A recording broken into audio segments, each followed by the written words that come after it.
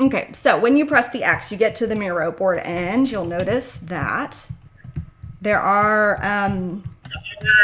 if you zoom, you can zoom in and out. So here's the controls that you need to know. In the bottom right of your board, there's like a plus minus and a percentage. You can just click on the number and it'll zoom you in 100%. You can zoom in and out with your key, your like trackpad or your mouse. It should automatically detect what you're using, or you can use these little pluses and minuses down in the bottom corner.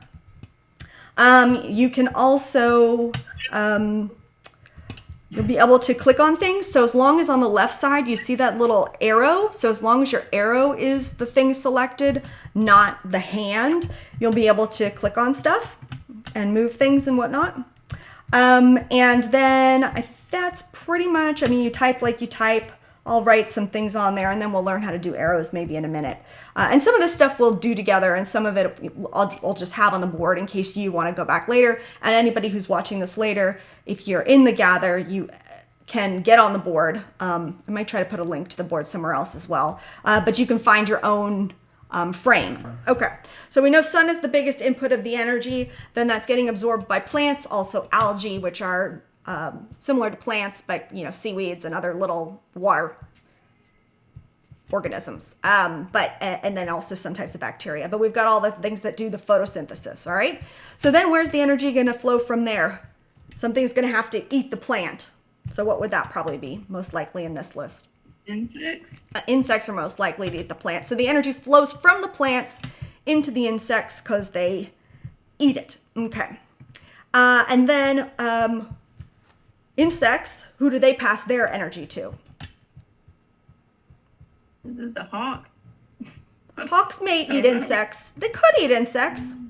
Let's put I don't know if hawks eat insects too often. Let's put a dotted line, possibly.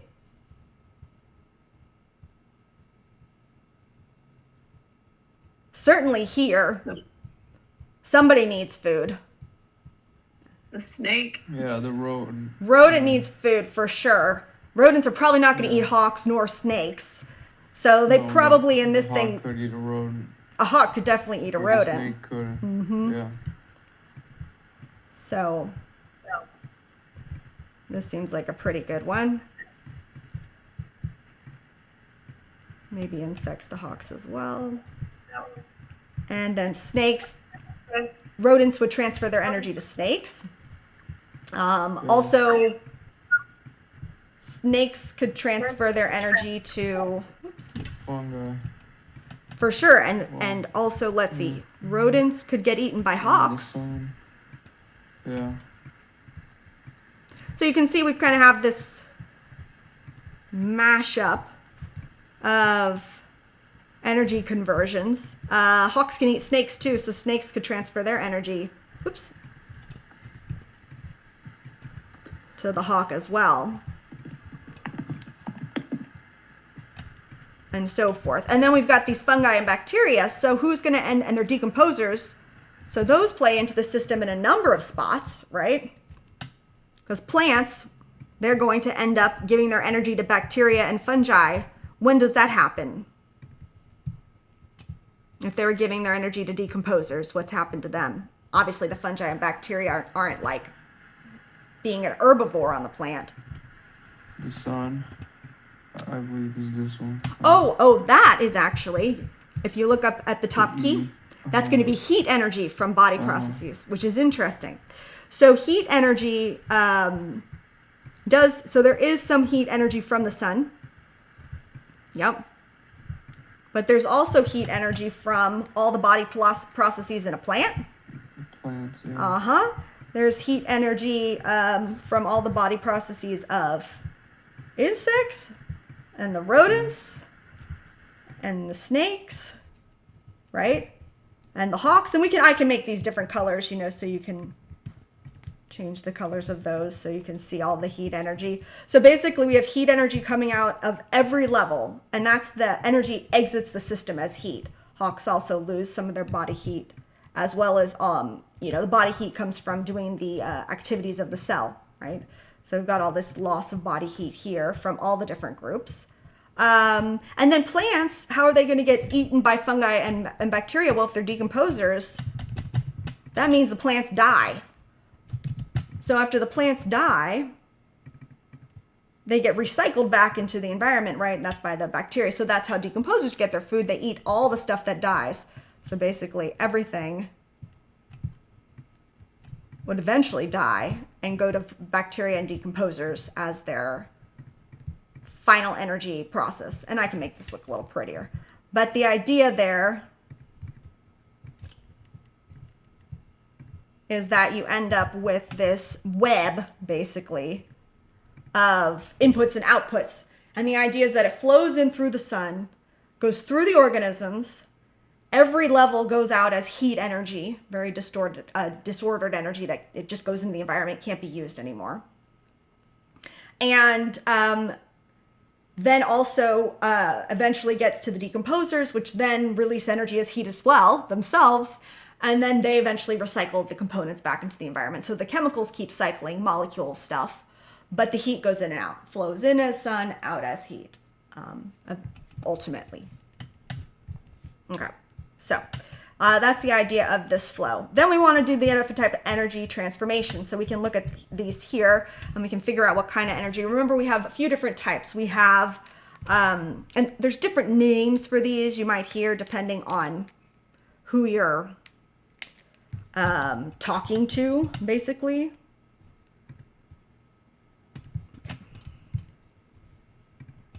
So let's name some. We've got solar energy. That's, you know, from light, right? Photons, that sort of thing. Then we have two types of potential energy. At least that's how we categorized it. We've got that positional. So potential energy, remember, is stored energy. So potential energy, biggie. Positional energy, so it's energy based off where it's stored by position. We'll see two examples of that here. And then we also have stored energy in chemical potential energy, which is stored because of bonds, basically. So it's going to be in some sort of molecule. And then our last type of energy that our book talks about is kinetic energy, which is going to be like kinesiology, the movement. So something about moving, something about, so heat is a form of kinetic energy because it's just because of molecules or, you know, entities moving. So something with movement there. So those are the kinds of things you're thinking. You're sort of like three categories and a subcategory in there. So let's look at these examples here, okay? So we've got sunlight is captured by plants and used to make organic molecules. So which of these types of energy is the first, is it starting as in this? Solar, potential, positional, potential, chemical, or kinetic? If it's sunlight is where we're getting our initial input. Solar. Good. So we've got solar energy to begin with, captured by plants and used to make organic molecules. So organic molecules, what kind of energy do they have in them? Potential. Potential, and which type of potential, positional or chemical? Chemical. Chemical. And you can just remember that because like chemicals are molecules is one form of chemicals. And now the interesting question here too, bringing this into other units. Solar energy is converted into potential chemical energy through what process? Just learned about this like yesterday or maybe at the end of last week. Photosynthesis. Yep. So photosynthesis, and the process here, the kind of energy that's being done is mostly mostly chemical type work in order to make this potential chemical energy. You're doing reactions, basically. All right, so that's one form of energy conversion. Now let's look at this other one. You shove a bunch of junk in a cabinet and shut the door. When you open the cabinet, the junk tumbles out and makes a mess on the floor. So our system starts with a bunch of junk shoved in a cabinet behind a shut door. So how would you describe the energy in the system to begin with? Potential. Kinetic. Eventually. But first it's potential because it's just static, staying there. It's stored energy. Anytime you stored energy, it's potential. Now, which type of potential, though? Positional or chemical? Positional.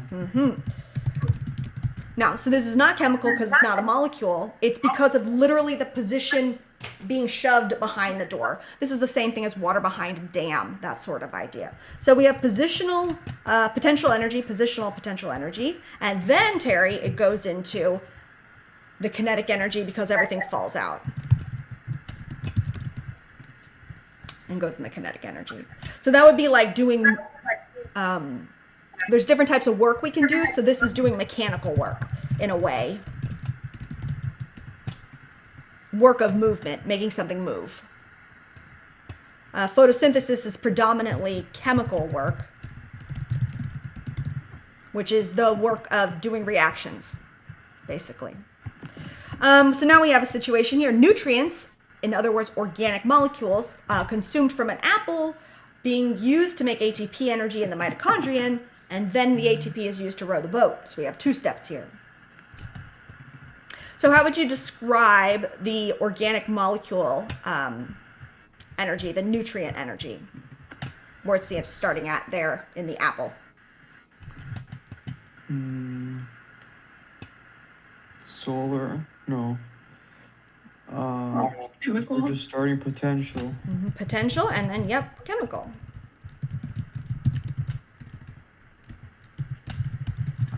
So potential chemical energy. An interesting thing you say solar, though, because you're right in a sense, because this is where this is coming from. We're up here, and then it's coming down there. So solar did help make this potential energy, and then that now is being in an apple, which is now going to be used in a secondary process. So we're taking that apple and we're converting it into the energy in ATP. So ATP, what kind of entity is that? And actually, we have a picture. We can talk about that now. Here's a picture of ATP down at the bottom of this little area here. Okay. So what are the things that we notice about ATP? It is a molecule, right? So it's just a molecule. And it has 3 different parts to it. This A part, the adenine part, which you can see me, like you should be able to see me right on, right? The A part for the T part, which is this 3-triphosphate, is actually the TP, is that part. So it has 3 phosphate groups, and then it's attached to a sugar. So this whole thing is an ATP. The energy parts are these phosphate groups. They're what store a lot of energy. They're all negatively charged. If you can see that right there, those are negative charges. So you put a bunch of negative charges next to each other, they are not going to be stable because they're just pushing away, you know. Negative and negative charges will not stick together. So they're pushing and pushing and pushing, which makes the molecule very unstable, gives it a lot of energy. That's why ATP is primo for doing all the processes in the cell, or most of them. So if you had to describe the energy in ATP, how would you describe that then? Which type of energy? Chemical. Chemical, which is a type of stored energy, meaning it's potential energies. So potential chemical energy in the ATP. And what process did that happen that took the nutrients in the apple and used it to build a molecule of ATP in the mitochondrion? Kinetic. Say what? Kinetic. Kinetic. Oh, at the end it's kinetic. Let's talk about this potential energy. Mechanical. It is eventually mechanical. What about this part here? Oops. Let's see. What about this part here? This conversion is happening in the mitochondrion. Yeah, so it's continued. Yep. So the apple is being made into ATP. So we can think what process happens in the mitochondrion making ATP energy molecules. Sort of like photosynthesis, but kind of the opposite. So, yeah. Do you remember what happens in the mitochondrion? Solar. No, not an energy type. This is a process. This is a process. Other than positional, I guess. I mean, I'm just looking at the top of it. So before we get to Store. the next one, let's remember this one. I'm going to highlight this one for us. So the actual taking the potential chemical energy in food and turning it into potential chemical energy in ATP molecules, the process that does that is not photosynthesis this time, but it is cellular respiration. So that's what we're looking for. What process happens in the mitochondrion that makes the ATP high energy molecule, that's cellular respiration. So that's doing this potential to potential, chemical energy to chemical energy. Now we get to rowing the boat, which I think is what you guys were thinking of. So if we're taking that potential energy in ATP, using it to move the muscles, which literally then are used to move the boat, that is all what you guys were saying. Kinetic energy, and that's going to be mechanical work that's being done. The muscle contractions, and then the boat actually moving in the water. That's all mechanical work. Yeah. Cellular respiration is mostly chemical work again over here. So work is able to be done by energy conversions. Okay. And then here's the last example here. So chlorophyll, which is a pigment molecule that absorbs wavelengths, like energy from wavelengths of light. So chlorophyll absorbs sunlight energy to pump hydrogen ions into the chloroplast, making them very concentrated inside. Hydrogen then flows through the ATP synthase enzyme, which spins around and makes ATP. So you might be like, oh my God, I don't know any of this. But in fact, you already have seen a problem that's exactly like this. We did also talk about this in photosynthesis, but you've actually seen a problem exactly like this already. It's problem number B, or example B. You shoved a bunch of junk in a cabinet, shut the door, highly concentrated junk inside that cabinet, right? And then you opened it and it flew out. It's the same thing here. You're just pumping hydrogen ions or protons into the crowded space. Then they're going to flow out, and then you're going to use them to do work. So it's positional. It is positional. So first we've got the sunlight energy because that's coming in to be captured. So solar. Yep. And then. Then you create this concentration gradient, which is a potential energy because it's stored, and it's positional because it's based off of crowding on one side and not on the other. Positional can also mean like a boulder on top, a high up, instead of low. So positional can be physical position, or position as in like things are separated unequally. And then we're going to hydrogen ions flow through the ATP synthase enzyme, which spins around. So that's going to actually be a kinetic energy. The ATP synthase spinning. And then that spinning helps make the ATP molecule, which we know has a lot of energy stored in it, and it's a molecule, so that it's making stored potential energy, potential chemical energy. Okay.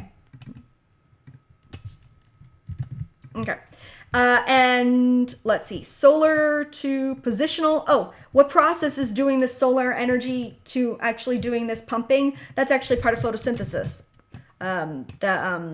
Light reactions there. That's what's happening with the light reactions. And then ATP synthase, that's part of the light reactions as well. And then this ATP here, this is all for photosynthesis, light reactions. And in fact, this ATP here is not going to go to do work in the cell. That's not what photosynthesis does. It makes the ATP there so it can go build the sugar. It's just like that stays within the photosynthesis process. Unlike the cellular respiration ATP, which is going to go out and do everything for the cell. Okay. So that's the basic idea of your energy conversions, ATP molecule, that sort of thing, input, output, flow, energy types. So we've seen mechanical work, chemical work, and, transport work. So this is pumping here. So this is, and we can even, this is photosynthesis, but let's put this here, active transport, right? So we're pumping something. Anytime we're pumping something across the membrane, we're doing active transport, which requires energy. That makes sense. It's pumping. Pumping is an active process. So active transport work is another type of work that you could have done here. And this is actually all the light reactions of photosynthesis, this whole process that's being described here.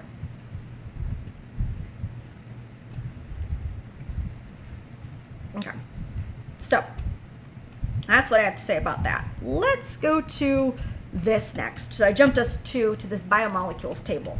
Did you jump your little board as well? Hopefully. Yeah, I think you guys are both over here. I see your things. Yeah. Okay. That's good. So now we have energy in the molecules. So we talked about 4 different types of classes of large molecules in the cell, right? And that they're made of different components and they have different functions. And basically carbohydrates, lipids, proteins, and nucleic acids make up almost everything in the cell besides water. And then of course there are, like, you know, sodium, potassium, ions and stuff floating around. But mostly it's carbohydrates, lipids, proteins, and nucleic acids. So if we want to fill this out, we need to know the monomers. So if you know this word mono means one, right? So mono means one or single. So a monomer are like these single units of the molecule.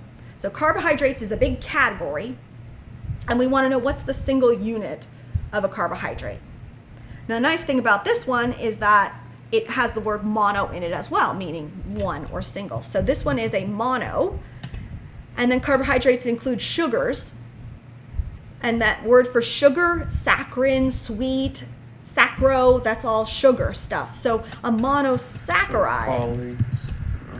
Mono. First is the monosaccharide. The monosaccharide is the monomer of carbohydrates. These are actually carbohydrates as well, but glucose is an example of a monosaccharide type carbohydrate.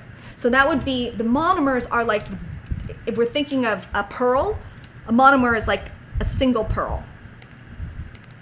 So monomers are single pearls. I'll do this up here. Whereas polymers are a pearl necklace.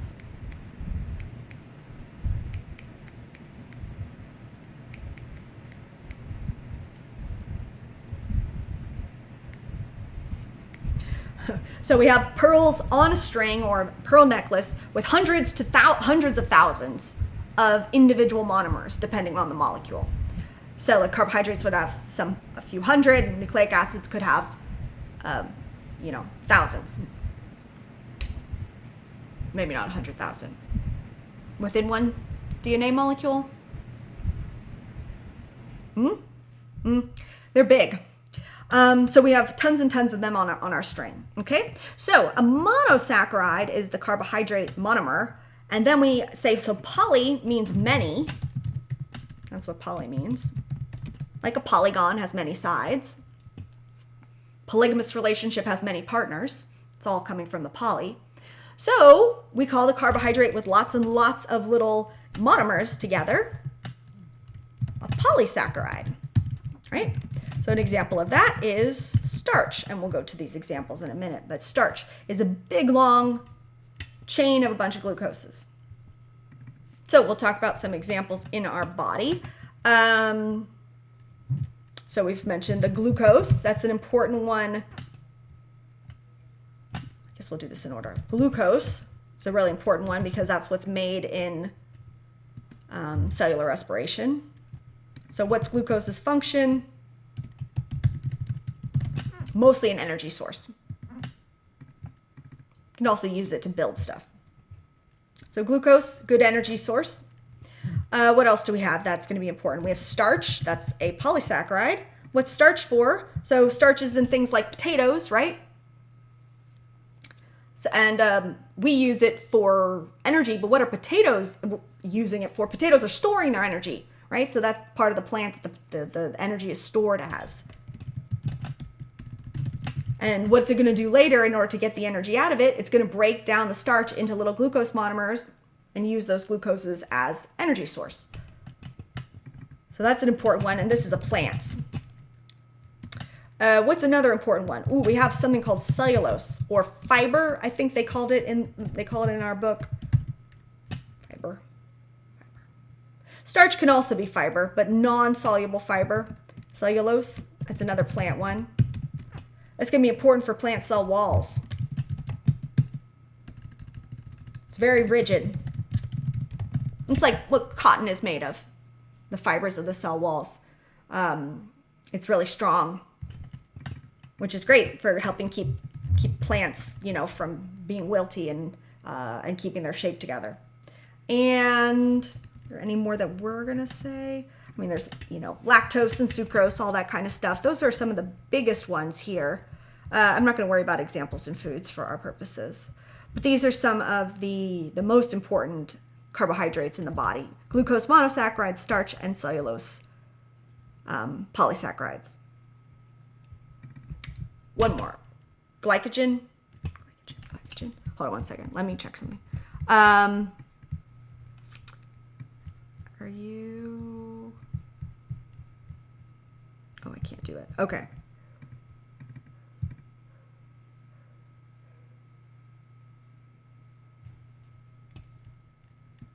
No. Glycogen. Glycogen's in animals. Energy storage, specifically in like muscles and your liver, that kind of thing. So you're storing energy. And then what do you do? If you need to use energy, your body's going to go break off the little glucoses from your glycogen, big long carbohydrate of glycogen, break off the little glucose sugar carbs, and it's going to use those glucoses to do cellular respiration for energy. So it's like you store the energy and then you break it down to use the energy as the monosaccharide. Okay, we get to lipids. They're not really made of monomers because they're not repeating subunits, actually. The book talks about like fatty acids and glycerols, but technically not monomers or polymers. But we can say important component that you would want to know.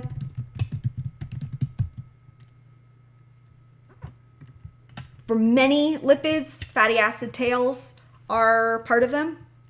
For phospholipids and fats and oils and stuff. So those are fatty acid tails. Those are those long chains of carbons and hydrogens that are on like the end of something like a phospholipid. We'll write this in our examples. There are no polymers of lipids though. They're not actually repeating subunits. Examples in our body, this is where we get to lipids. So one example would be fats and oils. Fats are sort of like solid oils. Oils are liquid fats. They're basically the same thing. Also known as triglycerides. What are they important for? Long-term energy storage. Yeah, energy storage. Fats are going to be more in animals and oils are more in plants. But yep, energy storage there. And then we also have the phospholipids, which are really important. So phospholipids are those phospho heads plus fatty acid tails. And these guys are what make your cell membranes and your organelle membranes, your cell part. Any membranes in the cell are made of phospholipids, as well as envelopes of viruses for that matter.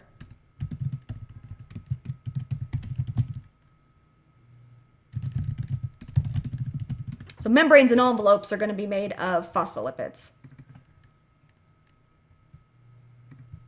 Those are the ones I want you to know for our purposes for the final exam. And then as far as the fats go, we can just do, let's take this off. Let me just draw a structure here. So fats, you've got like the 3 fatty acid tails attached to the glycerol.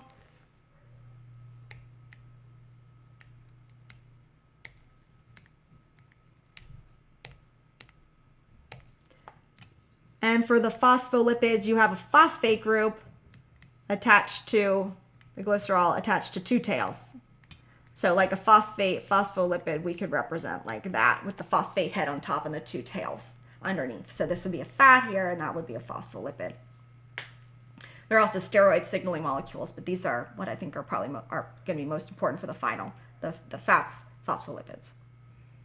Okay. Proteins bring us to those monomers. They do have monomers. They are the single subunits.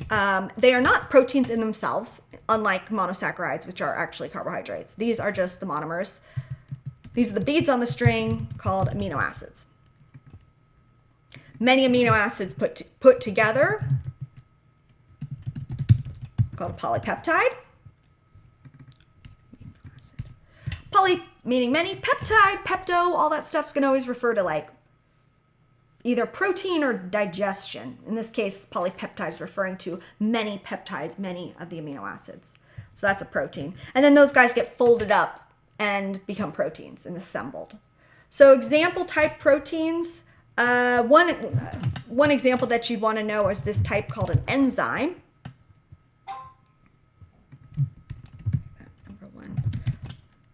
So So it's the only one with the real fancy name. We talked about enzymes separately. They're the ones that are like, and if we go to the, I'll come back in a minute. Whoops, nope. Oh.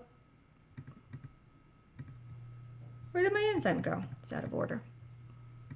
Well, if we just scooch over to the right, just scroll over to the right, you can see enzymes here, right? What are enzymes? Protein molecules. What are they going to do? Speed up or catalyze chemical reactions, right? Lowering that activation energy. So basically, a reaction's not just going to go. It needs a catalyst. It needs in this case, an enzyme to help it get over the energy barriers. So it needs it basically to make it unstable, to twist it a little bit, to put parts next to each other, to make the environment conducive for the reaction, you know, give it a lot of water, take away water, something like that. So basically it makes the reaction less energetically costly. So lot less energy needed. And so they are just, enzymes are just, you know, this is blue part here is a protein. That is the enzyme, and then it just binds the little substrate or one or more it's going to act on, does the reaction, and then releases the substrate and goes and binds more and does it back and forth. And so they're very dynamic, lots of different shapes because they do lots of different functions, okay? So that is a really important type of protein, enzyme. So if I were to phrase that, I guess I'd say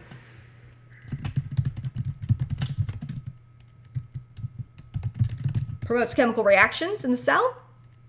There are no reactions in biology that happen, or I can't say no because I'm not sure, but I mean, they really just don't happen without enzymes in biology because you can't use heat because it'll kill stuff. Okay, enzymes. What else? We have transport proteins, right? And you saw those in our, when we talked about passive transport, active transport, sometimes you use proteins.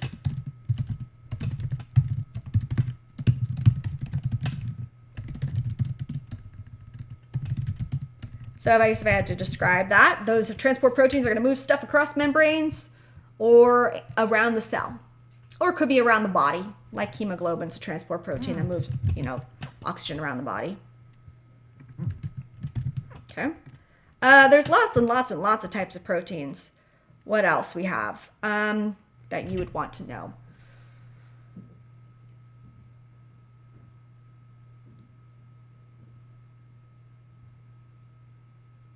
Try and think specifically.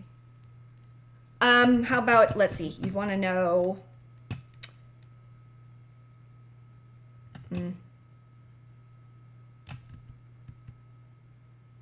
let's leave it at, let's do this. Gene expression regulators. Say this because it comes into play a little bit in genetics. So basically, they're gonna help turn off and on genes. These are some of the things that might get messed up in cells that turn cancerous. The genes get turned off and on. There's a lot of the other ones that are going to be messed up would be enzymes that are helping regulate the cell cycle progression or different processes, that sort of thing.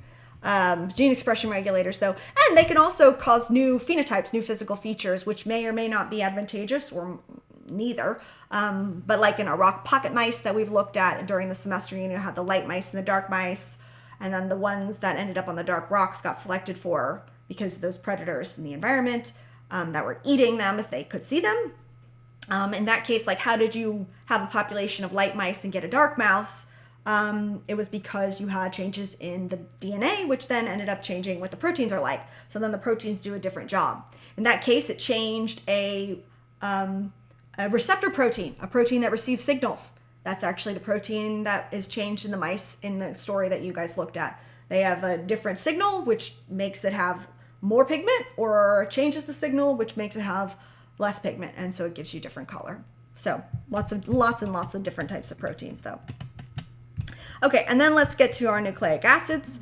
So monomer of nucleic acids, it's called a nucleotide, polymer, polynucleotide.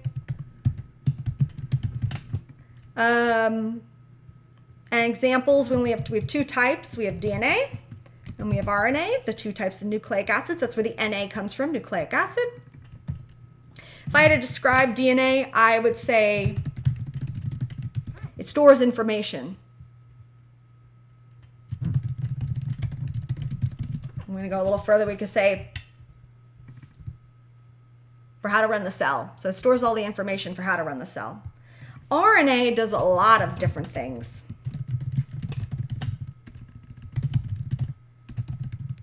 This is highly varied functions. Some of those are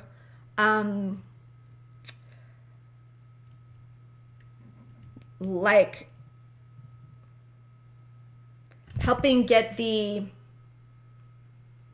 information from being stored in DNA to actually being part of the cell. And we see that with mRNA. Oh yeah, you guys would know about that by this point. So like mRNA,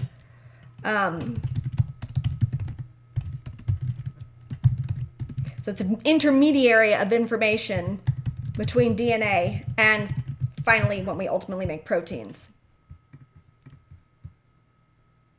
We have RNA that can regulate gene expression. We've got RNA in the ribosomes that help build the proteins. We've got the transfer RNA, that tRNA that's involved in making the proteins as well. Lots of different types of RNA. mRNA is though a big one. That's in that gene expression, transcription, translation. Transcription is what makes our mRNA. Translation is what reads the mRNA to make the protein. Okay. So then what we have is in the next, or the previous frame actually, here. I'm not going to do this, but I put a bunch of terms. So if you want to play around with this later, you could. And then there's some categories here, general terms, carbs, lipids, proteins, nucleic acids. So you could just take the cards and sort them into like the categories you felt like they matched with. You can even turn the card's colors. You just click on the card and then a little menu pops up. There's a circle that you can change the colors. So like maybe you change all the ones that went under carbohydrates to be green. And then you can even build a little concept map linking these together. So, you know, if like proteins, so obviously this is gonna be a protein related term. And then let's say we see, amino acids. Okay, so then what you might wanna do in here is, you do something like this, amino acids. You can do it however you want. You can type on the lines just by clicking on the line. When you click on the line, it'll make it'll make words. So then that could be part of your thing, is that amino acids, many together, make a protein. And then, you know, you just keep connecting it up however you want. And you could just make like, you know, kind of a web, that kind of thing. There's no really right way or wrong way to do it. It's just a matter of thinking about how these terms go together, that kind of thing. So I mean, when I do it, I collect the terms underneath each thing. Then I take those and I just make it into webs, either individually, like carbohydrate web, lipid web, protein web, or you can make it in a whole big long web with everything kind of connected together, kind of thing. Okay, so that's just an option for you to work on if you, you know, on your own boards, if you're interested in kind of sorting through those, if that's something you struggled with.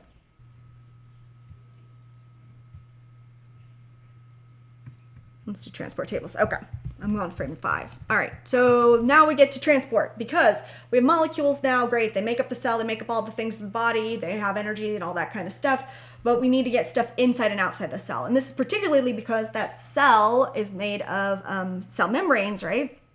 And not everything can go across it. And that's the key here. So our phospholipid structure is our key to why we have to have transport. Check the... So here's the phospholipid, just like a little sketch of it. We have two major parts. We've got this head here, which is the phosphate head, which has a charge to it. It's negatively charged. And then we've got two tails here. Those are the fatty acid tails. Sorry. And those are have no charge to them. No partial charge, no full charge, totally not charged. So the important part here are these words, hydrophobic, hydrophilic, okay? So the phosphate head being negative, anything with a charge, whether it's a total plus, a total minus, a little bit plus, a little bit minus, anything that has pluses or minuses, can interact and stick to water. Okay, because water has some partial pluses and minuses. Water is a little bit positive, a little bit negative. So if you're also a little bit positive or negative, you can stick to water because positive and negative opposites will attract. So if you can stick to water, that's what we call your hydrophilic. Let me move this down a little bit. Okay. So hydrophilic means that you mix well with water. And why is that? It's because you stick to it. So you see the phosphate head is negative, which means it can stick to water, which means it mixes well with water, which means this head is hydrophilic. The fatty acid tails, on the other hand, don't have a charge at all. Now, this does not mean they actually repel water. Oil does not repel water. It just does not mix with water very well. It'll interact with it. It does stick to it a little bit, but not as well as water sticks to itself or other stuff it actually has an attraction to. So the fatty acid tails are not repelling water, but they're not attracting it either, and thus, not strongly at least. So thus we call them hydrophobic. And phobic is from phobia, fear. Hydro meaning water. Philic is from philos, which means love. So the hydrophobic tails, and this is the key, the hydrophobic tails, they are the part that are being selective.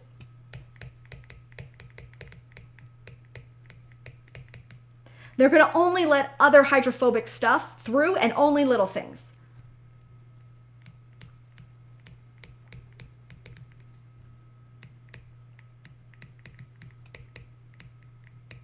It has to be small, otherwise it can't get through the little molecule. So it has to be little, and it has to be hydrophobic as well. Or we can call that non-polar, no charge, no charges, no poles, no plus minus, non-polar. And it's not going to let anything through that has a charge to it or is sort of charged. Anything that's going to interact well with water is not getting through the membrane, because the membrane is made of thousands and thousands and thousands of these on both sides, except for their tails go all the way in. The heads line one side, the tails line the other side, or the inside. So sort of like a sandwich with the peanut butter is the tails and the sandwich bread is the heads. And then, but it's like a whole sphere of it. And the inside of the cell is the cytosol, and then outside is the environment with this. It's like if you took a peanut butter and gel or a peanut butter sandwich and like made it into a ball with an empty spot inside. So that's selective. All right, which is why we need transport, because we can't just get everything across. Now, come back to that idea in a second. So we have types of transport. All right, we've got passive transport and active transport, bulk transport, and then we have osmosis, which is a little bit different than all of them. So passive transport, when you think of someone who's being passive, like if you're sitting in a class and you're passive, you're not putting any extra energy into the situation, right? You're just like laying back and just letting whatever happens happen, right? You're just passively experiencing. So that's the same thing with transport. You're just letting whatever happens normally happen. So if you had to think of molecules, and they can be concentrated and not concentrated, what's going to be the normal progression of where a molecule or an ion, any substance, where does it want to move? Where does it move naturally? Towards where it's more crowded or towards where it's less crowded? Less crowded. Towards where it's less crowded. And this is sort of like how humans like to behave too. Unless there's something really interesting going on. Usually it's sort of like spread out, right? That's the more stable state. And anytime it's going to more stable, that's going to be the natural way of things. So passive transport is how does it move? The natural way of things. So the molecule movement direction means it's going to go into where it's less crowded. So we could call that going from high concentration to a low concentration. That's the normal way of it moving, the natural way.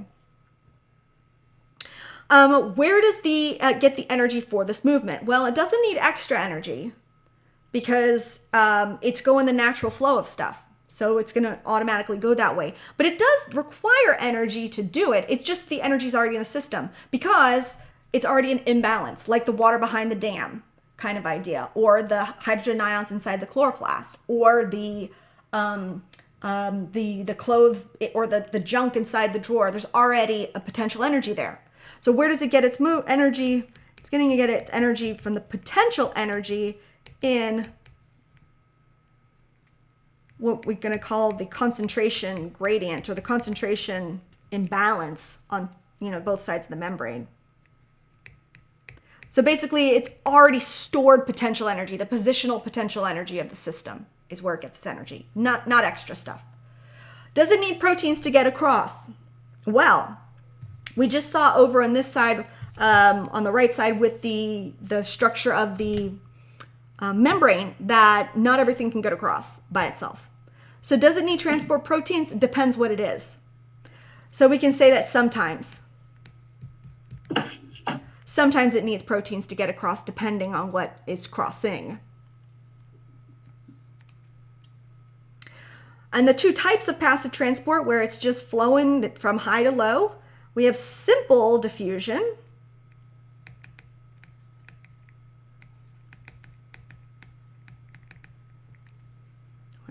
And that, in that case, sometimes is going to be no. Simple diffusion does not need transport proteins. Maybe we should write it like this.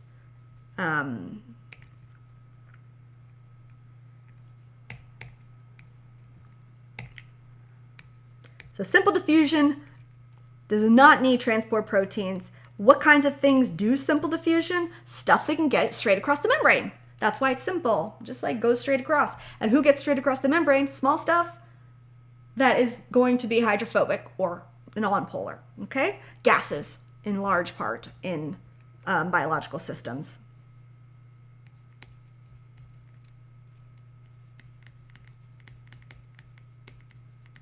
Oxygen, carbon dioxide, all that stuff that's like, the gases going in and out through cellular respiration, photosynthesis, all that's just going in and out of the mitochondria, chloroplast, cell membranes, across everything. It just does simple diffusion because it's tiny and it can dissolve in those tails. On the other hand, we've got other cell stuff that goes high to low, but it can't get across by itself because it can't get through the tails. So sometimes you do need transport proteins for passive transport. What kind of diffusion would that be? Well, it's the diffusion with the helper. So if you have someone that's like, helping you do something or learn something, they're facilitated, right? They're a facilitator. So facilitated diffusion is diffusion with the helper. And who's going to do that? Still has to be small. But this would be polar stuff or charged things. So basically we're looking at hydrophilic stuff that can't get through the tails. So polar would include water, although actually water is for osmosis. So let's leave that out here, which is like sort of a type of facilitated diffusion actually. But polar, like sugars. Charged would be things like sodium ions, of course, calcium that you need for, your body to work, potassium, all that kind of stuff you drink in Gatorade, like all those electrolytes, all that means is these little charged particles. They'd have to get across the membrane through helpers. Now that's all passive. Let's look at osmosis is a type of passive transport that's not transporting the dissolved stuff though, it's transporting the water. Okay, so it's a type of passive transport, but it's not going high to low per se, because when we talk about high or low, we're talking about the dissolved stuff. Osmosis is where you're moving water.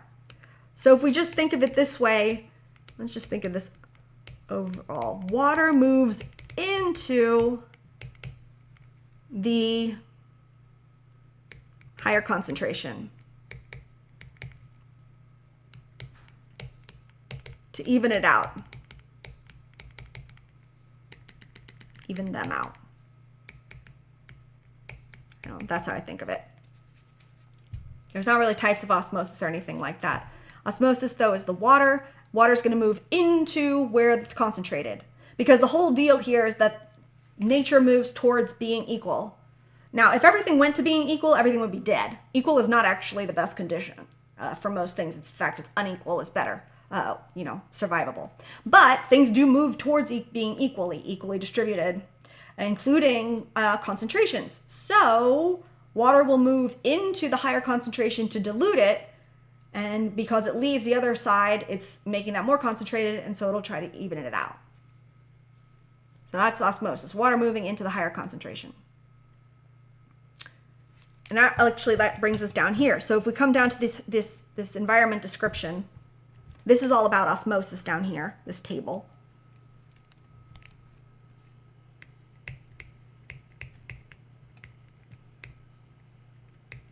Okay, these are osmosis terms. Okay, so where does water move? Into the more concentrated environment. But we have ways to describe what's going on here, where water will move. Okay, so this is an environment description. So if you were to say someone is a hyperactive individual, how would you describe their energy? High energy. High energy. They've got a lot of energy. So we have this word hypertonic. So this hyper prefix means a lot, high, a lot of, too much of, or something like that. So, if we compared the solutes in the environment, because it's hypertonic, hyper has more solutes, so the solutes in environment are greater in concentration to the solutes in the cell. So I'm going to draw a picture, but if you're playing with this later, you can just drag these little balls in here. So the solutes in the environment are greater in concentration. So just to give us a schematic so we don't get confused, we'd have something like this. Okay, great, where we have more stuff outside the cell than in. So then we have to say, where does water move? Well, we just said water wants to go even the concentrations out. So where would water move if it wanted to even out the concentrations? Into the little cell or out of the cell? It's always going to be moving into the more concentrated environment. So what about in this case? Where is it more concentrated? Outside here or inside the little box? Outside. Outside, right? Which means that water will move into that environment. So we're going to have water. Now, water moves both ways, always. But overall, more water is going to move out of the cell than in. So we can say overall the water moves out of the cell. And if you have an animal cell, which has no cell wall, what's it going to do? It's going to shrivel up and potentially, eventually, if it keeps doing that, die. What's a plant cell going to do?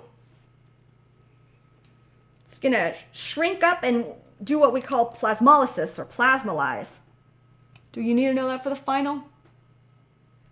Maybe. It's going to lose that water.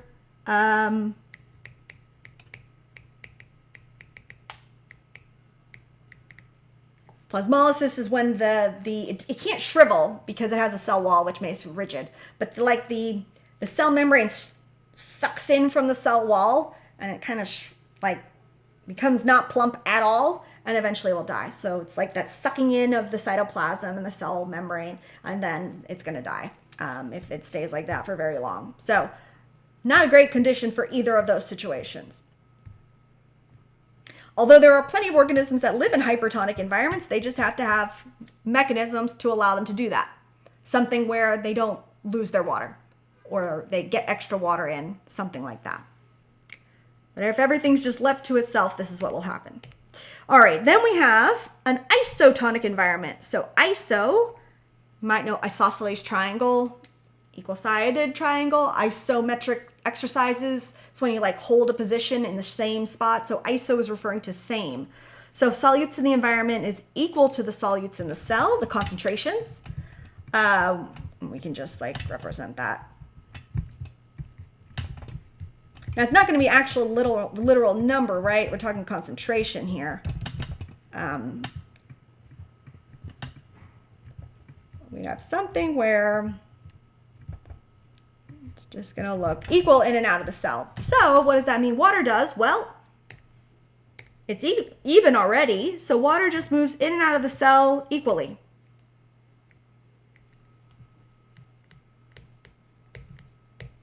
Equal rate in and out. What does an animal cell do? It stays the same size and is happy and healthy. What does a plant cell do? Well, turns out plant cells, they need a lot of pressure against their cell wall to be nice and plumpy. So they're not actually going to do very well. They're going to be flaccid, which means limp or wilty.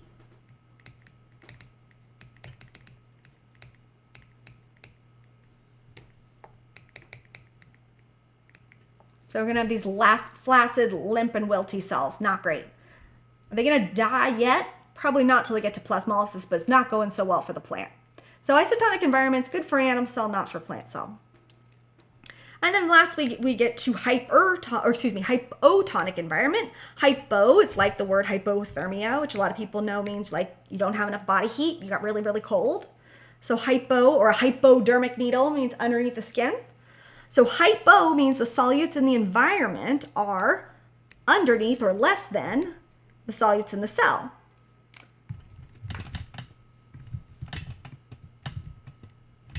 So that means you have more solutes inside than outside, which means what happens to your water?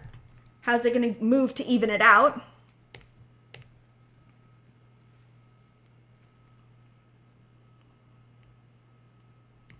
Always some in and out, but more is going to move to the inside this time. So overall, we're going to get water moving into the cell. What does an animal cell do? It swells and eventually it pops, bursts, lyses. And then it's dead. What does a plant cell do? Interestingly, it swells, but it's okay because that cell wall is very rigid. It doesn't allow it to explode. So it's just nice and plump and healthy. So that's what we call turgid, which means nice and plump. And this is the healthy condition for a plant to be in. So they like hypotonic environment. It's one of the reasons that if you put too much fertilizer on your plants and you don't water them enough after that, you can, fertilizer burn.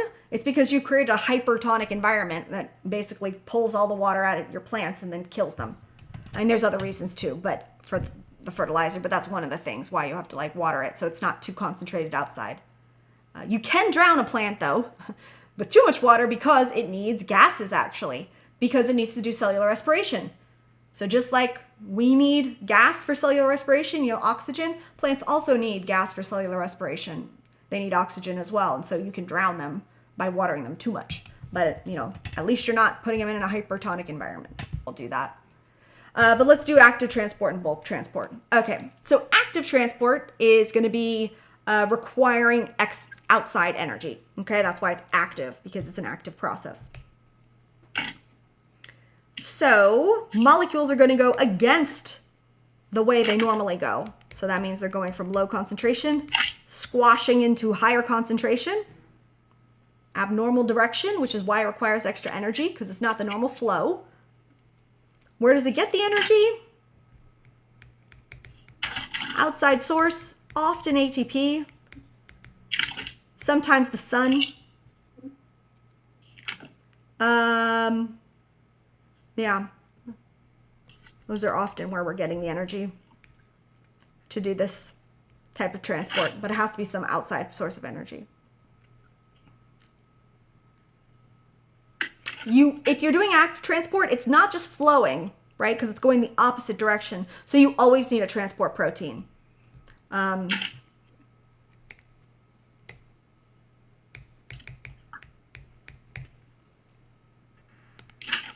don't think we have to worry about the types too much. What does this active transport? Again, it's going to be small molecules. You can't really actively transport nonpolar stuff like gases because they just flow back through the membrane unless there's like some other mechanism to stop them. But it does have to be small for active transport because it's still getting through a membrane or through a protein in a membrane. And then lastly, bulk transport is kind of what it sounds like, bulk meaning like a lot. So it's either bringing big stuff in or a lot of stuff at once, or both big stuff and a lot of stuff. So what does this? Big things like proteins, big carbs,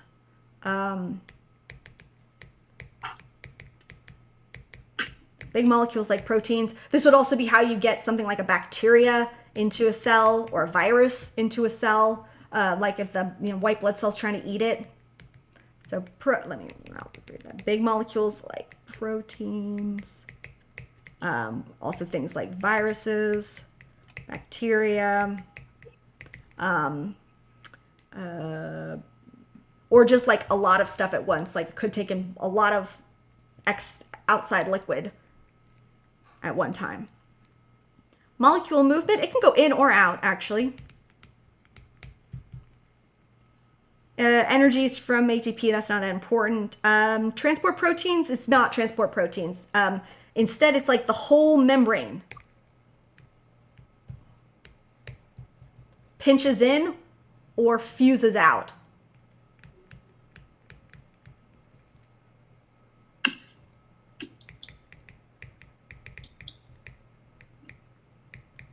So basically, the whole membrane is going to pinch in to take stuff in, or it's going to fuse and push stuff out. So it's like sacks of stuff. You have like sacks of things being carried in the cell, and then they can fuse with the membrane and get out, or you have a sac pinch in and then go around the cell.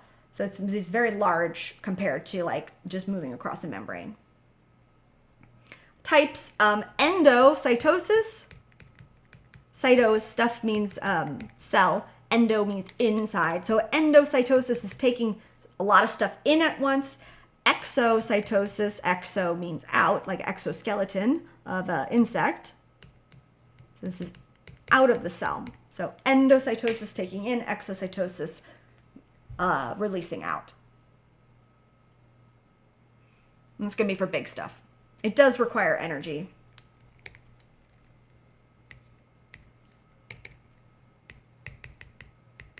Often it's from ATP.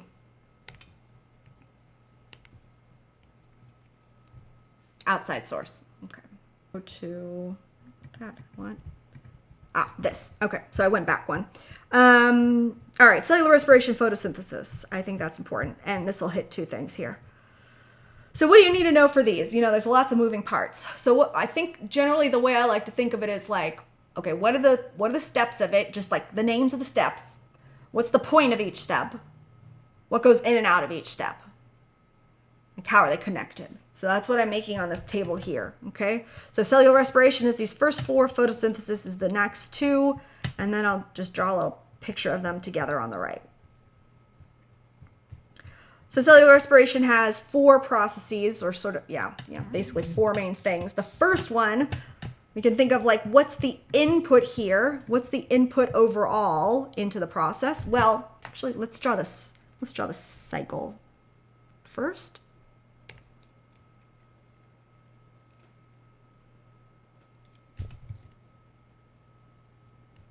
No, we'll do it like this. We'll do it in the table. Okay. So what's the input? So you think we do cellular respiration, but not photosynthesis. Plants do both. But it's easy to think about ourselves, basically. So what do you need to live? What do you have to input into your body? Food. You have to input food. Yep, you have to have some sort of food. Some sort of organic molecules. So that's going to be your food. Okay, that's an input into cellular respiration. Great, that's what we will start with. And that does involve in the first process. So that's like the very first step is you got the food coming in. And what's this first process called? It's called the splitting of the food. And the food they're referring to here now is specifically sugar. And so we have that word like glyco stuff is all sugar things. So glyco, meaning sugar, in this case referring to glucose, and breaking is lysis, like lysosome that you learned about in the cells, or hydrolysis, breaking down of molecules. So glycolysis or glycolysis is the breaking of the sugar. So what is the point of this? Glycolysis, we're going to be starting to break down glucose to release electrons and make a little energy. ATP, energy.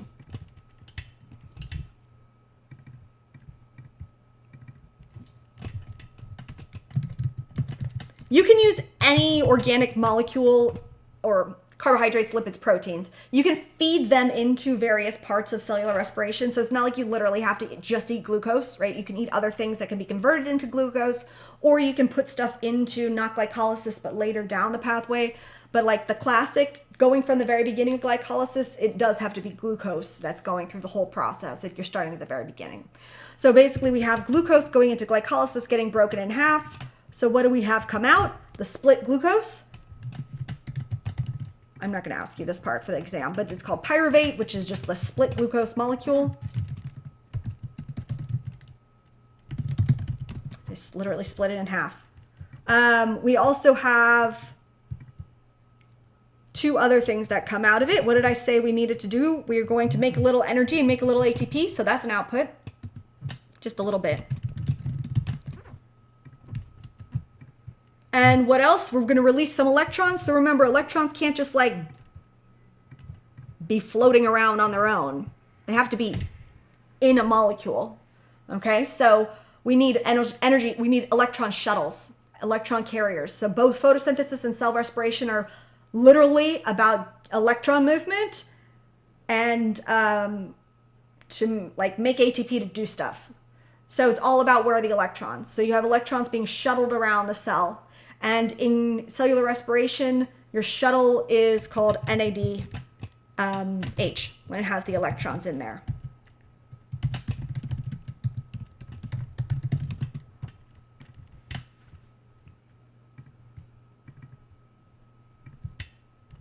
Guess we should make these numbers, huh? Yeah. Because I want to match them up. So the organic molecule food, in other words, glucose is what turns into pyruvate. What turns into ATP, ADP, which is just like has two phosphates, and then it gets an extra phosphate, which makes it the TP, the tri part. And what comes in as the empty shuttle, NAD+. When it has the plus sign, that means it doesn't have the negative electron yet. So it comes in without the negative electron, picks up the negative electrons, two of them, and then it leaves.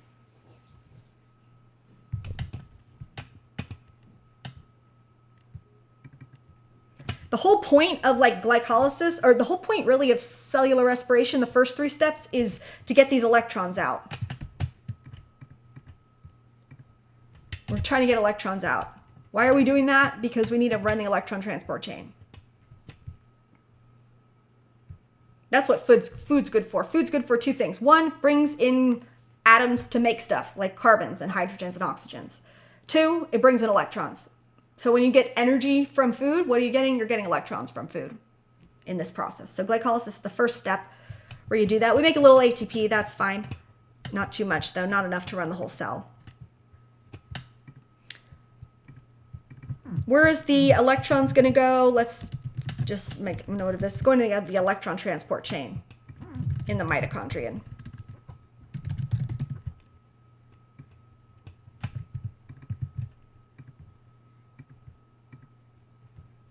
That's the most important product, I guess I'd say, of this part. So then once you have the pyruvate, it's still got energy in it though. It still has electrons in it. So it's like the cell's like, we're not done with this. Let's break it down some more. It's pretty stable though at this point. So it's like you got to get into an unstable state in order to break off more of the electrons. So that's what this second step is called. Your book calls it preparatory reactions. The point of these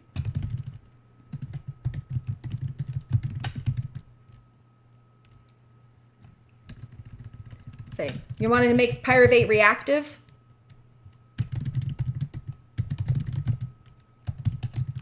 To get it into the next step. And we are able to make a little ATP from this step too. ATP? No. Extract a little bit of electrons.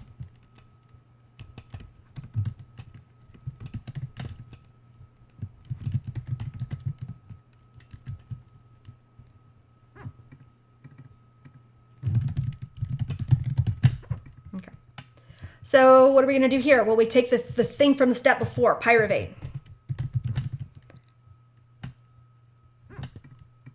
What's pyruvate going to get broken into?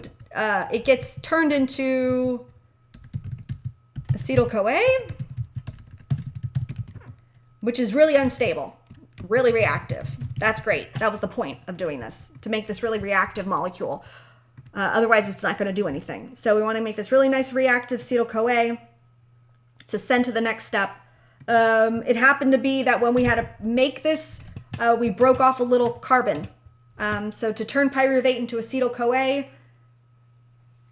we break off a little carbon dioxide. So this is pyruvate. We want to stick the CoA on the end of it to make it reactive. But in order to do that, basically we bump off one of these carbons, which goes off as CO2. And instead we stick on the CoA, which is really, really unstable. And that makes your acetyl-CoA. It gave you some carbon dioxide, which you then breathe out. That's one spot that carbon dioxide that you breathe out comes from. Preparatory reactions. And now you've got this nice acetyl-CoA molecule that's ready to go into the next step. While you broke this off, you're also able to release some electrons. So anytime you break a bond, you can often release electrons. It's like a big thing. Break a bond, release electrons. So we broke a bond the first round, we released electrons. We broke a bond the second round, and we released electrons. So if we are going to this here, do it like this. 1A, got the acetyl-CoA, that used to be pyruvate. And 1B, what else used to be pyruvate? Carbon dioxide, CO2. And you just release that. It's waste at that point, but could be used for photosynthesis by plants. Let's see. Oh, if we're extracting some electrons, that means we need an empty cab to come pick them up, which is our NAD+. And what's that going to turn into? The cab with the electrons in it, the NADH. Again, it's going into the electron transport chain in the mitochondria. The whole purpose of all these first steps. Great. So now we've got a little CO2 waste, which can go to the environment or could go to the chloroplast if it's in a plant. And we've extracted a few more electrons.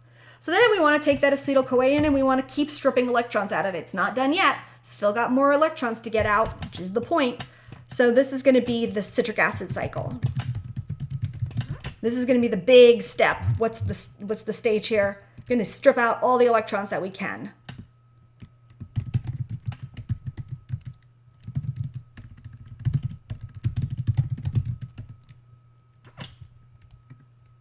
That's pretty much the point of it.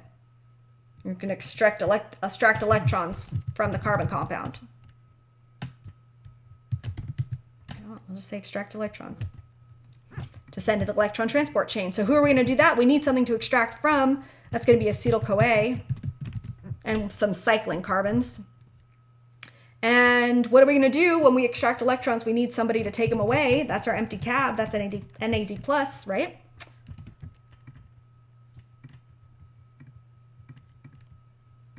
There's another cab company called FAD as well. So there's just two types of molecules here that can take away the electrons.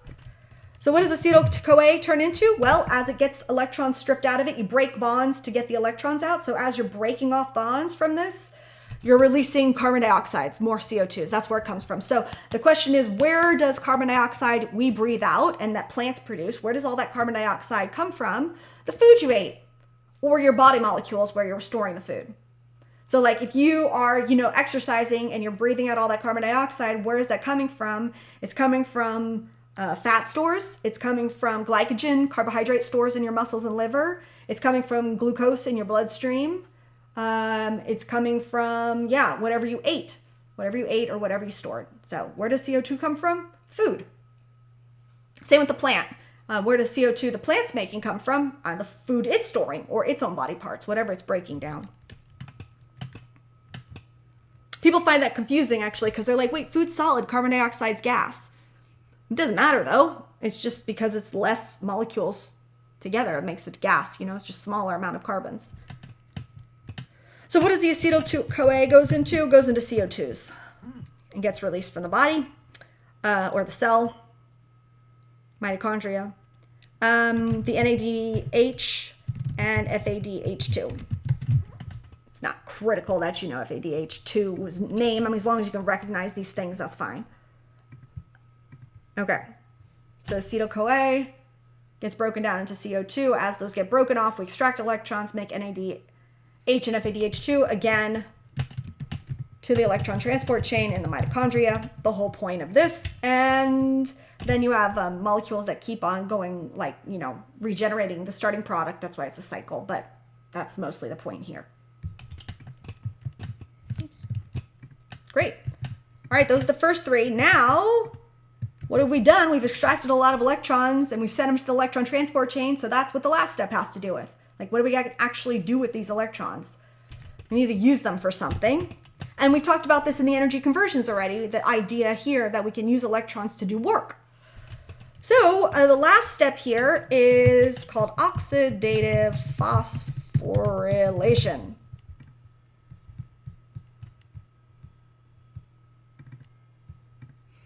It looks a little scary, but all this word is referring to is oxidative, is referring to it's oxygen dependent, needs oxygen. And phosphorylation means it's just adding phosphates to something. In this case, adding phosphates to make ATP. The P is the phosphate part. Oxidative phosphorylation. So it seems like a crazy word, but it's really just oxygen dependent in order to add phosphates. So what are we going to do here? Now this one's totally separate from the carbon compounds. This is where we get the second thing. So besides eating, what else do we have to do to live? We do have to drink water, but what's the last thing we have to do basically? Drink water, eat food, and? Breathe. Breathe. Yep. And we said it's oxidative phosphorylation. And why do we breathe? We breathe, the only reason is to get oxygen into our bodies. In fact, the air is not mostly oxygen. It's mostly nitrogen. But we only use the oxygen from it. And we only use that oxygen for this one thing. Even though lots of our molecules have oxygens, those come in through food. The oxygen we get in through the gas is only used for oxidative phosphorylation. That's it. And this is all happening in the mitochondria at this point here. So we have oxygen coming in. We also have the electrons coming in. So where we bring them in, we brought them in as NADH and FADH2. All that stuff we made in the former steps, right? So those are all of our electrons. Bringing in electrons. Great. What is oxygen doing? It's bringing in something to take those electrons, ultimately. So the electrons are transferred to the electron transport chain, which is just the series of proteins in the mitochondrial membrane that the electrons can get passed from one to another. And sort of as it does this little relay, it's able to use the energy in those electrons being passed to pump hydrogen ions. So it's doing that, changing, it's doing transport work, active transport, based off of these using the energy in these electrons falling down this electron transport chain. So it's for both photosynthesis and cell respiration, they both use electron transport chains. But the idea is that you've got the electrons being dropped off.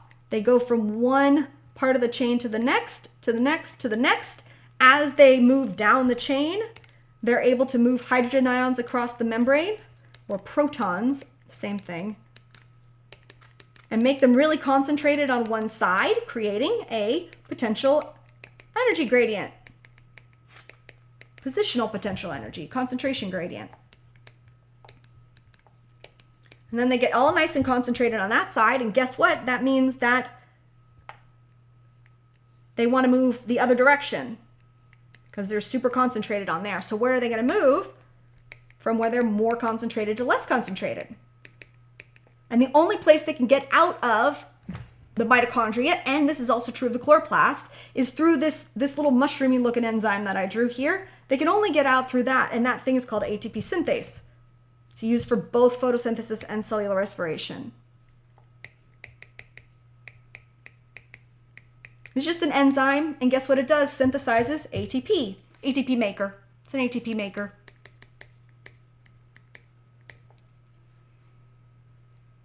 And so as the hydrogen ions flow through here, the ATP making enzyme, ATP synthase, is able to take ADP,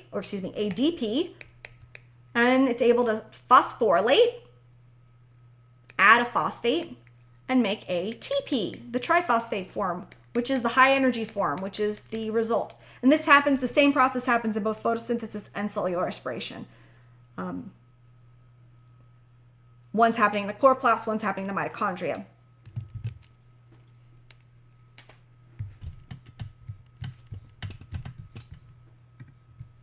So we've got oxygen, we have this, we have this. Oh, where does oxygen come into play? Well, if you look at this chain here, you'll notice that the electrons are sitting at the end of the chain. Right now, they're like, use a different color. They're stuck right here. I'm making this dark dot. So if we don't get rid of them, it just backs up. And it like creates a traffic jam, which then creates nobody moving anywhere, which means you can't pump hydrogen ions, and then the cell can't make ATP, and then it dies.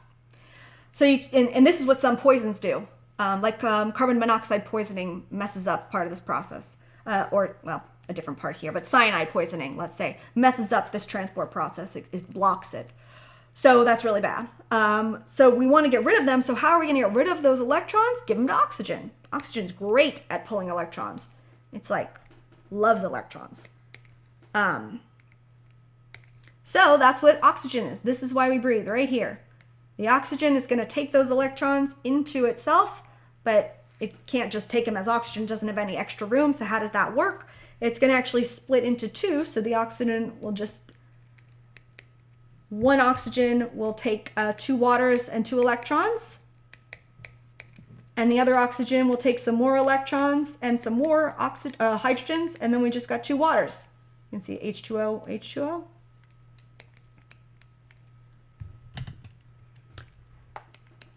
So basically you just got like a little oxygen atom or oxygen molecule, and then in order to take new electrons in, it just picks up some hydrogens and comes out as water, basically, in the end. 2 waters. I don't need you to know anything about the numbers for each of those, but the electrons go in and pick it up. So what is oxygen's purpose? It's an electron acceptor. The final electron acceptor takes those oxygens away so that you can keep the chain running and it doesn't get backed up. So what does oxygen come out as? Water in the end. And how do you get that out? It could be just in your cells, or you could breathe it out as water vapor. So yes, the gas oxygen you breathe in ends up as liquid water, or gas water as water vapor. NADH and FADH2 drop those electrons off. That's where these electrons came into the whole system to begin with. Where are these coming in? NADH is bringing those in. What happens after it drops the electrons off? It's empty now. So it's back to the empty cab, NAD plus, and FAD, which are the 2 empty ones. They can go back and pick up more. We also make a lot of ATP.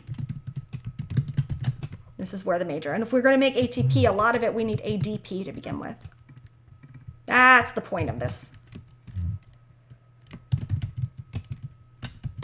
So if I guess I'd say move electrons down the electron transport chain to make a lot of ATP. That's the point, I would say, of oxidative phosphorylation.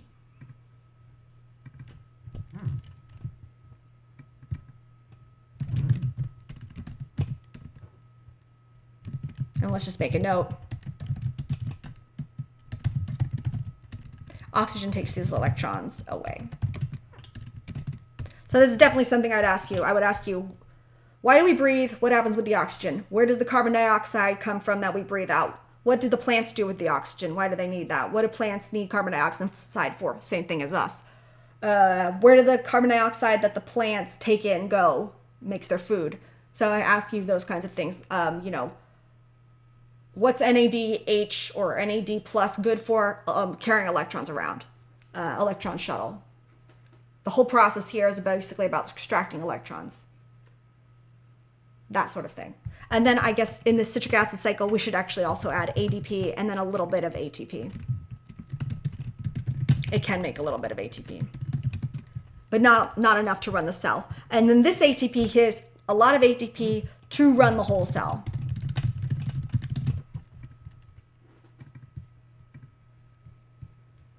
So that's where the ATP goes for this.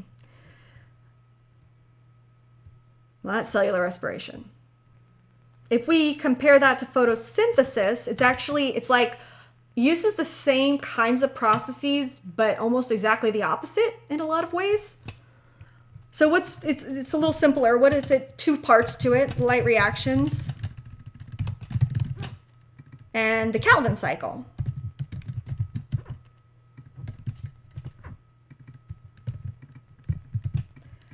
Light reactions obviously are going to take in light energy. That's where the chlorophyll absorbs the light and stuff. What else are they going to do? Well, plants need to take in light, they need to take in CO2, and they need to take in water. So this part is going to be using the water part. All the carbon stuff is all with the cycling. Carbon compounds and all that, it's all with the cycle stuff. Calvin cycle, citric acid cycle, glycolysis, that's all the carbons. The light reactions is with the oxidative phosphorylation. Okay. So it's going to take in light energy and water. Oh, interesting. Water came out before. It's taking away the electrons, right? In oxidative phosphorylation, water's taking away the electrons. What is it doing in the light reaction? It's bringing in electrons.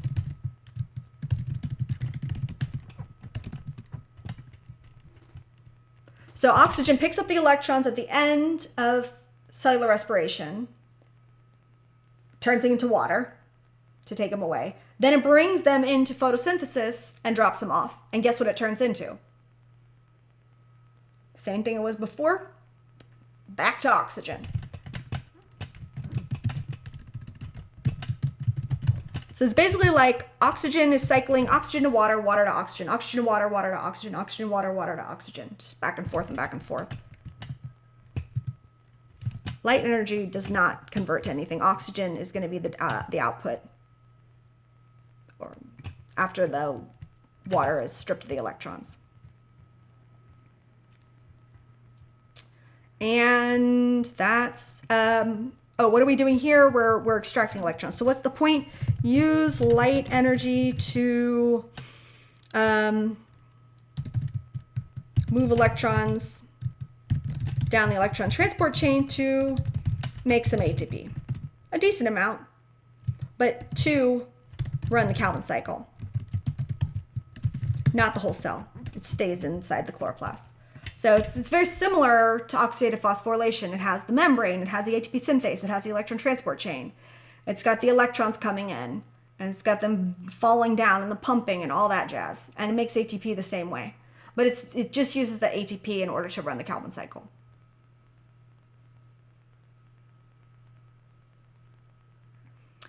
So what does a Calvin cycle do?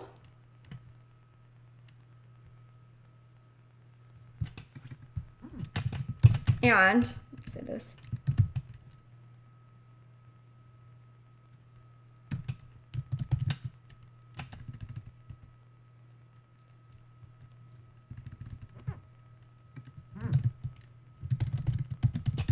Let's add this. So it makes some ATP and it gets electrons to run the Calvin cycle. So that's the other thing it's making here. It's making electron carrier, which is NADPH. And it's the same thing. NADP plus is the empty carrier. It's just the cab comes in, picks with the electrons. And since it's a whole electron transport chain, it just picks them up at the end. Where do those electrons come from? Water. They come from the water. They go through the chain. NADP plus picks them up, gets them, carries them around, carries them to the cycle. Why? Because now we need to make the organic compound. We need to make the glucose, basically. So it's like before in cellular respiration, glucose came in carrying the electrons. Well, how did it get those? Photosynthesis made it. Where did photosynthesis get the electrons? From the water, and it embeds it in the sugar. This is all very cyclical. Inside the processes and then between the processes. So what are we doing in the Calvin cycle? We're going to make a sugar with a lot of electrons in it.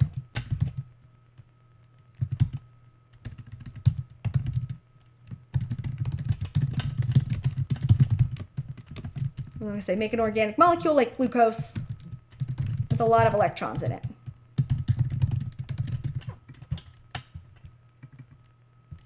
So that means that we need those electrons. NADPH comes in. What else does it mean? Well, it means we need something to build the organic molecule. Remember, organic molecules are carbon-based. So what do we have coming in to give us carbon? CO2. The opposite of before when we made CO2. So we've got NADPH coming in, we've got CO2 coming in, we've got ATP coming in because it's a building process. So you can't just build it without energy.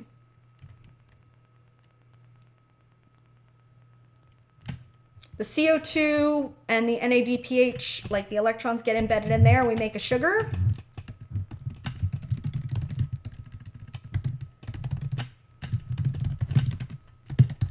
Glucose. We have the empty, after we drop the electrons off, we've got the NADP plus, which is the empty one. Now it doesn't have electrons. CO2 was incorporated into the organic molecule and ATP is spent. So now it's ADP, the used up version of it.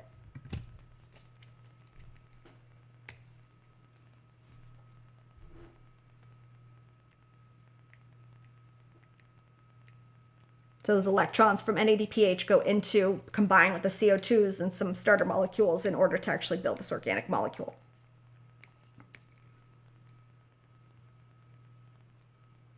The H2O's electrons go into NADP plus.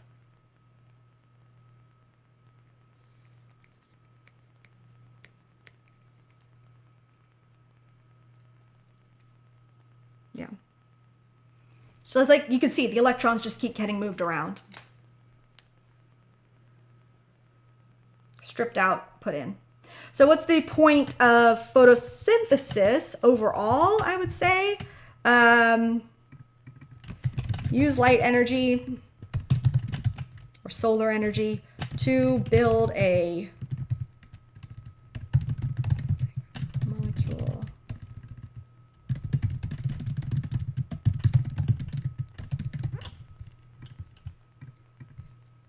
Use light energy to build an organic molecule with lots of electrons in it. That means it has high energy, high potential energy. And what's the point of cellular respiration?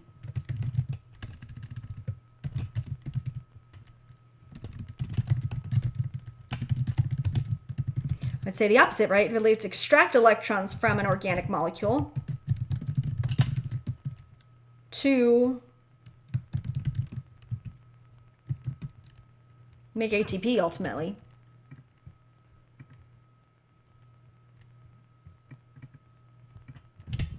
Obviously, there are steps in between. So those electrons are ending up getting, the energy is getting stored in the ATP molecule to make ATP to run the cell.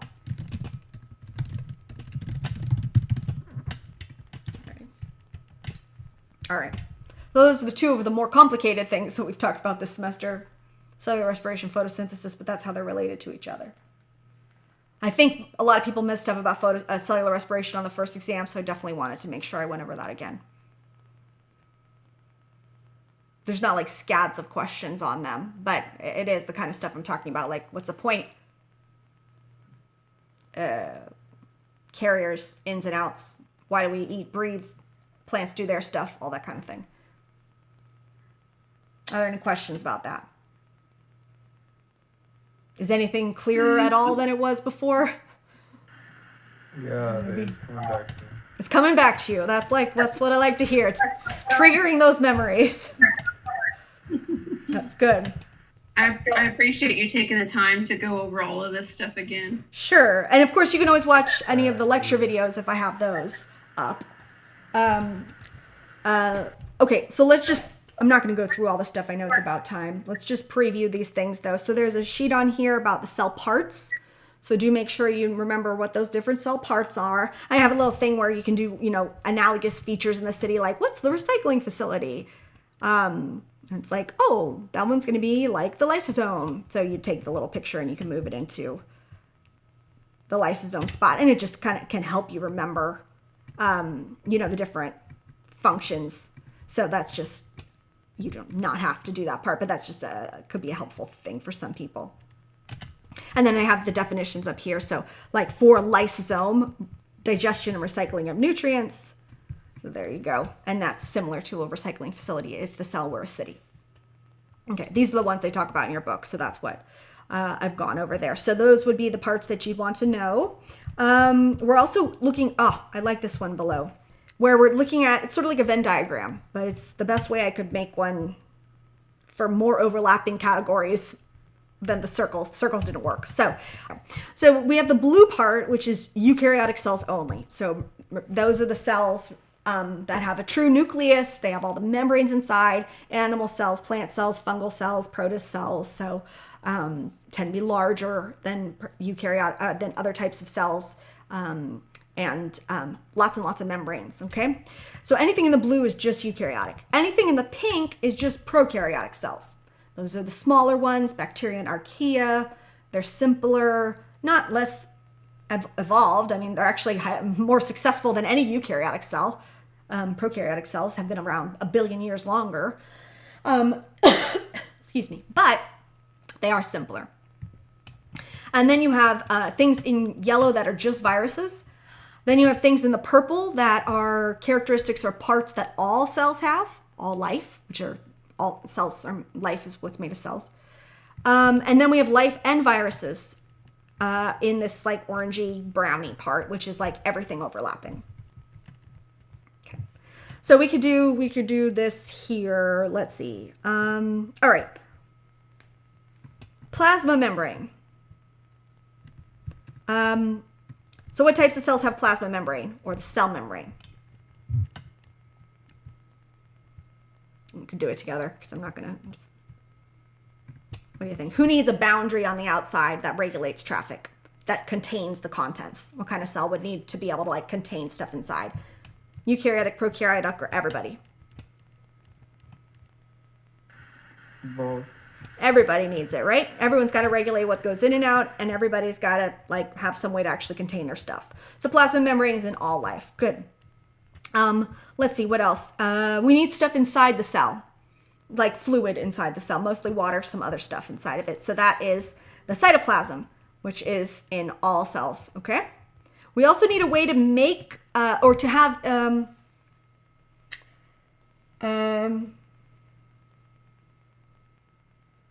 to make proteins. So all cells need a way to make proteins. Do you guys remember what part of the cell is a protein building part?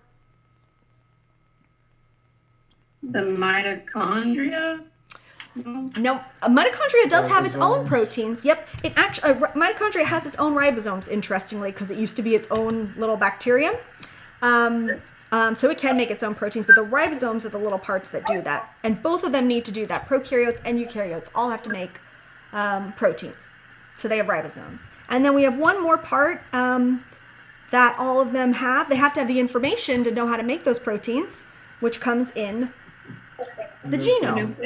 In the genome. Sometimes the nucleus, sometimes not in the nucleus. Now, the interesting thing about a genome, though, is who else has instructions for how to make its parts? Viruses. Now, viruses don't have ribosomes, so they can't actually build their own parts. But they do have the information, right? So a genome goes in all life. All viruses and all life have genomes. Now, as I think Terry was mentioning, genome may be in a nucleus. So the one that it's in a nucleus, so if anything's membrane-y stuff, like we're thinking eukaryotic. So a nucleus is just the DNA, the genome inside a membrane. So that's going to be eukaryotic, a true nucleus. So where the genome is inside the nucleus is eukaryotic. Now the genome is inside of a, we do also have genomes in prokaryotic cells, but they're not actually in a membrane, not in a nucleus. They're in this unbound nucleoid region. So the genome in a prokaryotic cell is in this unbound region. Where is the genome in a virus? Inside this protein coat. And it's basically like most of the virus is this capsid structure. It's just like protein subunits in some shape. And you saw in your Virus Explorer, sometimes they're really complicated shapes. Sometimes they're like, 20-sided icosahedron. Sometimes they're helices. Sometimes they're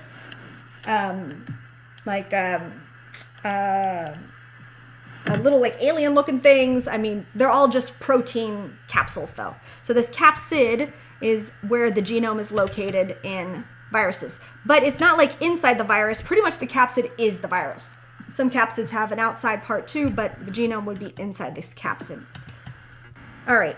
So who has, we have all these structures here, okay? The chloroplast the mitochondria, the Golgi, and the endoplasmic reticulum. I'm going to color all these the same. Just do it like this. Actually, it's really hard to see. So those are all very membrane structures, okay? Chloroplasts, lots of membranes. We've got the mitochondria has double membranes and folded membranes. Golgi is a lot of membranes. Endoplasmic reticulum is a lot of membranes. So that means it's going to be a cell thing. And which cell has all those membrane compartments inside it? Eukaryotic or prokaryotic? It's the more complicated one. Eukaryotic? Yep, eukaryotic has both the nucleus, which means it has that membrane, and then it has all those other membranes: chloroplast, mitochondria, Golgi, endoplasmic reticulum, lysosome, all that stuff. Now, all the cells, almost all eukaryotic cells, unless they've lost it, do have mitochondria. Some of them have chloroplasts. All of them have Golgi. All of them have ER. So those would be in eukaryotic. Prokaryotic, let's see. What about cell walls? Interesting. So plant cells have cell walls. Those are eukaryotic. Fungi have cell walls, eukaryotic. But bacteria also have cell walls, which are prokaryotic. So if you have to say cell walls, where would you put those then? We have animals, plants, fungi, not animals, plants, fungi, and bacteria and archaea. Well, that would be all life. All life. Now, that doesn't mean all life has to have cell walls, like animal cells don't. But it means like all life can have cell walls. Viruses do not. Viruses, though, some have envelopes. The capsid might be surrounded by an envelope, which does come from the plasma membrane of the host cell, but it's a little bit different. It's just like a little envelope around the capsid, which is around the genome, and like that's it for the virus. And then we come to these black ones, which are the, this will be the last thing we do, but they are some characteristics of life. So it's important to know, and I'll ask you about like, do viruses have these characteristics or not? And you can see these over on the right-hand side too. So if you're wanting to make a type of table here with a little more explanation for yourself, you can do that on your boards. So viruses don't have too many of these. So let's find the ones that we think it might have. All right. And I will actually make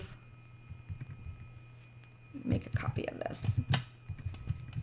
So this is an example of the SARS-CoV-2 virus, like just a little drawing of it here in the environment.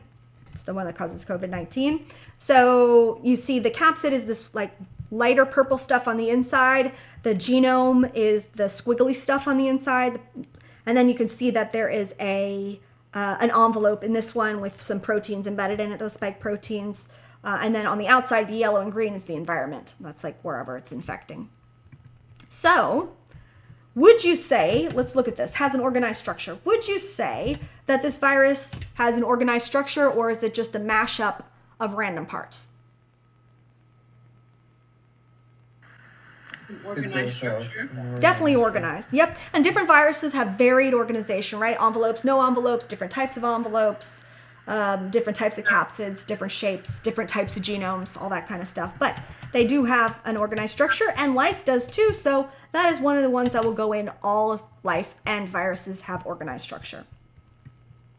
Now, we have another one over here that is all life and viruses.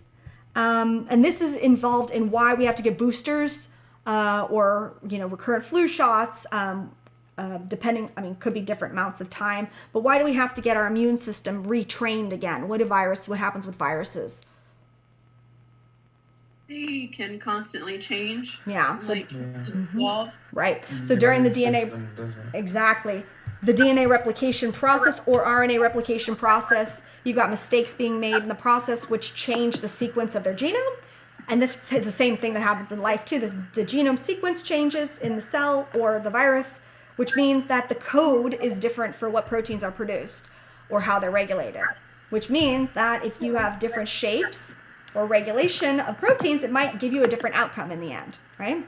And so that results in the population changing over time if it's something that gets selected for, becoming more common. And so that would be this population evolves over time. So that's another one that happens to all life and viruses, is that populations evolve over time. Now the rest of these are all just life. So taking in and converting energy, viruses don't eat. They don't take in light. They don't do any energy processing. Even though prokaryotic cells don't have mitochondria or chloroplasts, they do energy processing. They just don't use it. They don't do it in mitochondria and chloroplasts. So they can make ATP and all that kind of stuff. They can do photosynthesis, certain types of bacteria and archaea. They just do it a little bit differently. Maintaining internal environment, basically active transport and regulation of concentrations of water, temperature, pH, all that kind of stuff. So homeostasis, basically. Viruses don't do that. Makes sense if they don't have any energy. How are they going to like regulate stuff? They can't make own versions of themselves. They don't have ribosomes to build proteins, first of all. Basically, they don't have any of the other enzymes to do anything. I mean, maybe a couple. They're not taking any energy in, so how would they make more versions of themselves if they have no energy source? They don't have the parts to do it. So the host cell is what does that. And then responding to external stimuli. Viruses can be triggered once they're in a host cell. It can trigger the host cell to either like make more viruses or not. So it's a little controversial of whether that's actually triggering the virus itself. But since it's like integrated into the host cell already before it gets triggered, it's more that the host cell is responding in some way. And it's certainly not like the little virus floating around or sitting on a surface is moving towards anything. It's not like a bacteria that can like sense a chemical and swim towards it, or something that like a plant senses light and bends towards it. Viruses don't do that. They just sit there until they degrade or get on something they can get inside a host cell that's compatible. So they're pretty passive, really, in that regard. Kind of in all regards. They're pretty passive. But that they do have that information there. A different thing about viruses too, all genomes of living things are made of DNA. Viruses can have RNA genomes as well.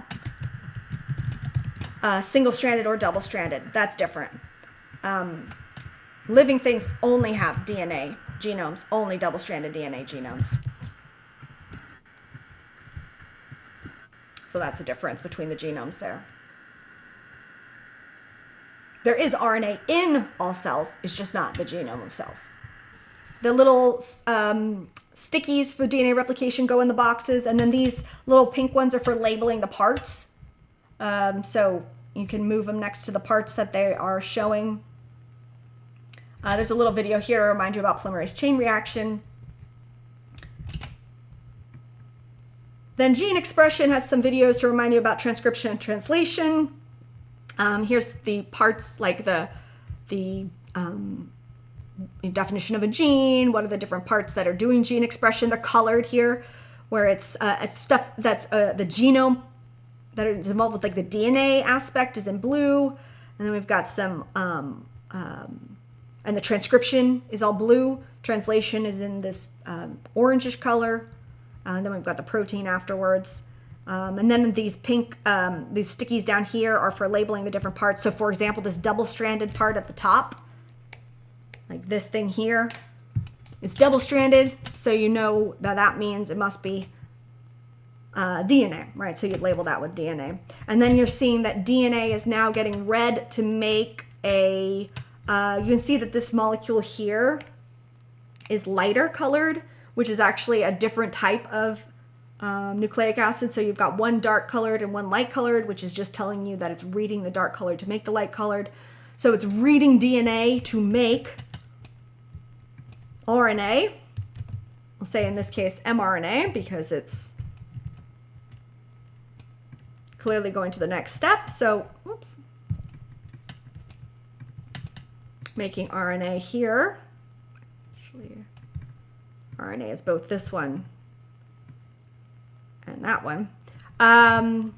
So what's the step of reading DNA to make RNA? It's going to be one of these green words.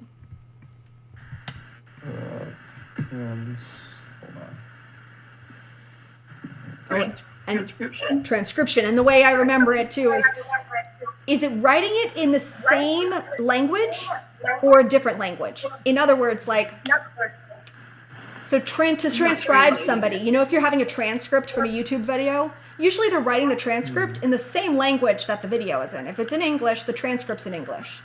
If you get a transcript from an English video in Spanish, then that's translation. And so how's that related here? Well, transcribe it means taking RNA language or DNA language and writing it in RNA language, but it's nucleotide to nucleotide, right? It's DNA nucleotides to RNA nucleotides. You can see how very similar they look like in this picture. DNA nucleotides, RNA nucleotides, same language, just like a little different version, the video version versus the written version. Whereas when you have the nucleic acid language, the RNA language, going to an amino acid language, the protein language, totally different. Nucleic acid or nucleotide to amino acid, that's translation because it's a totally different language. So if you're like, wait, which one is it? You translate to a totally different language. You transcribe to a similar, like same language, just a little bit different version of it. So you are correct that transcription is going DNA to RNA.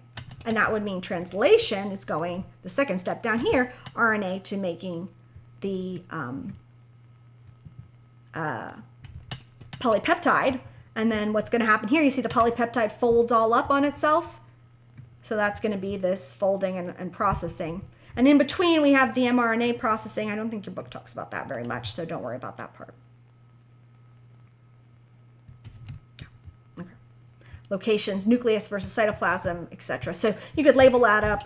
I'll just give you like one thing where it's like, here's the DNA code. Tell me what the amino acid is going to be. So remember, you use your codon wheel or codon chart. This, you know, is RNA though, because it has U's in it. So because it has U's in it, it's RNA. So if I give you the RNA, you just straight up read the chart for the amino acid. If I give you DNA, then you know that you need to make RNA first, and then you could read the chart. So if I give you, you know, CCT, which I know means it's DNA because it has a T in it, and I ask you what's the amino acid,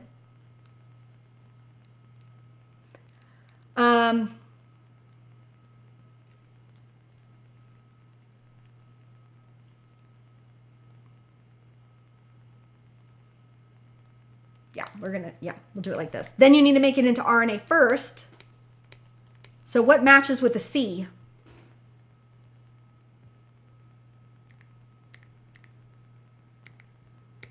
What goes with the curvy C? I have no idea. So the way I remember it is the curvies go together, the sideways curvies, and the straights go together. And then U is just like a T. So, and this goes for DNA and RNA. So curvy C. Cytosine? Yep, cytosine is a C.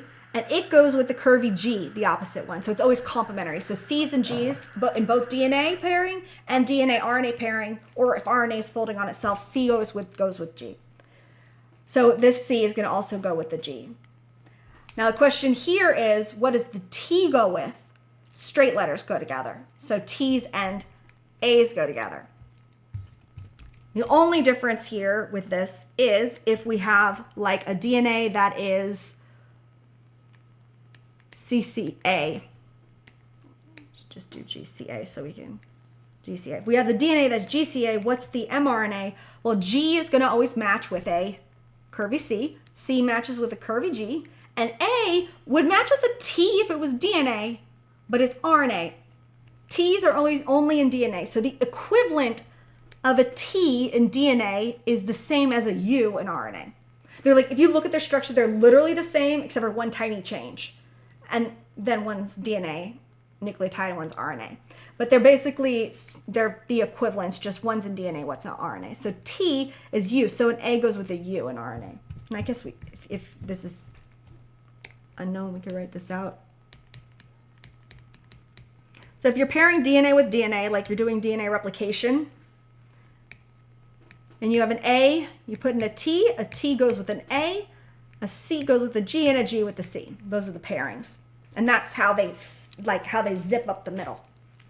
If you have DNA and you're using that to make RNA, because you're doing transcription, If you have an A in the DNA, you put in it goes with a U in the RNA. If you have a T in the DNA, still goes with an A in the RNA.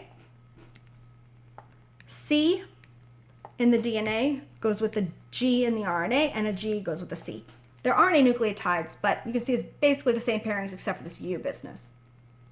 So back to our initial question of a CCT DNA, what's that going to be in a amino acid? We make the mRNA doing the complement, the matching one, and then we can read what that is on our codon wheel or our codon table. The wheel, you start from the middle and go out. The table, like, you go around.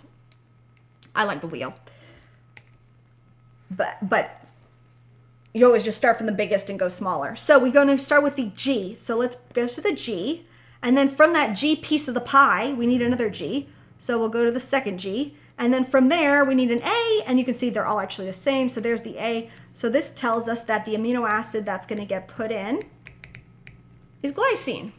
So that, if you read in the DNA, if you're in the DNA code and it says CCT, ultimately when that was read and expressed in a gene, that gene is expressed, the CCT part will give you a glycine amino acid in the protein, which is why mutations matter. Because if the CCT was now changed, got mistakenly copied into a GCT, so in the new DNA that's made, now it's a GCT.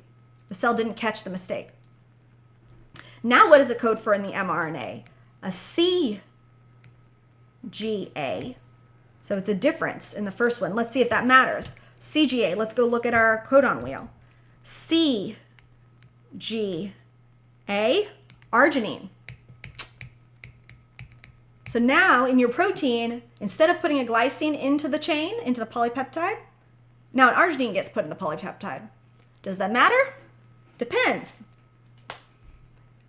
The mutations in the DNA, it actually changed the amino acid. If it's somewhere that's critical for function, could make a difference. If it's critical for shape, could make a difference. Maybe it's not. Maybe it doesn't matter in this case. So we have lots of mutations that do nothing. So it just depends on the situation. Is it going to be a bad mutation? Depends on what the arginine changes it to happen.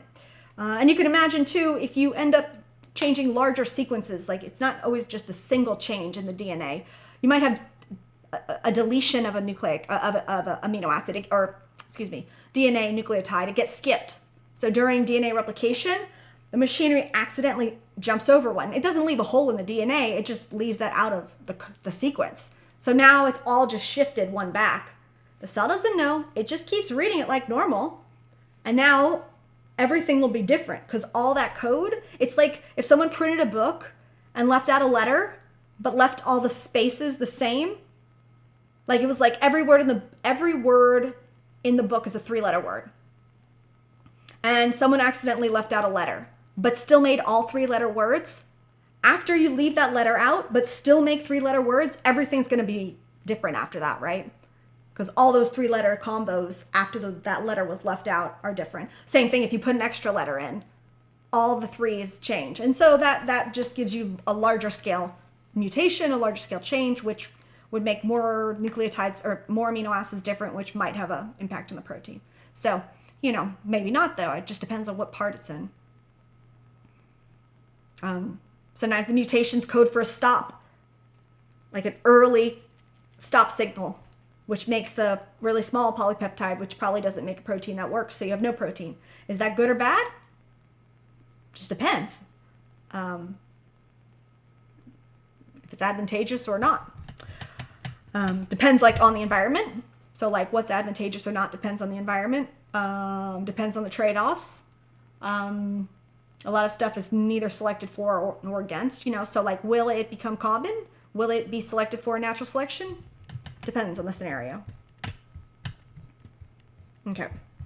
These little colored ones, get put in the order of events. There's just little descriptors.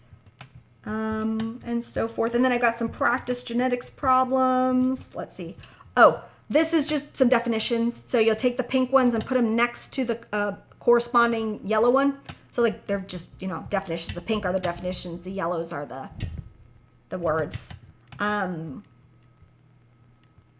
Just reminding you there's 2 copies of every gene in all human cells except for eggs and sperm. Then I've got some genetics problems if you want to do some practice problems, and some pedigrees to practice reading. I mean, I like have maybe 4 genetics problems and 2 pedigrees, I want to say, something like that.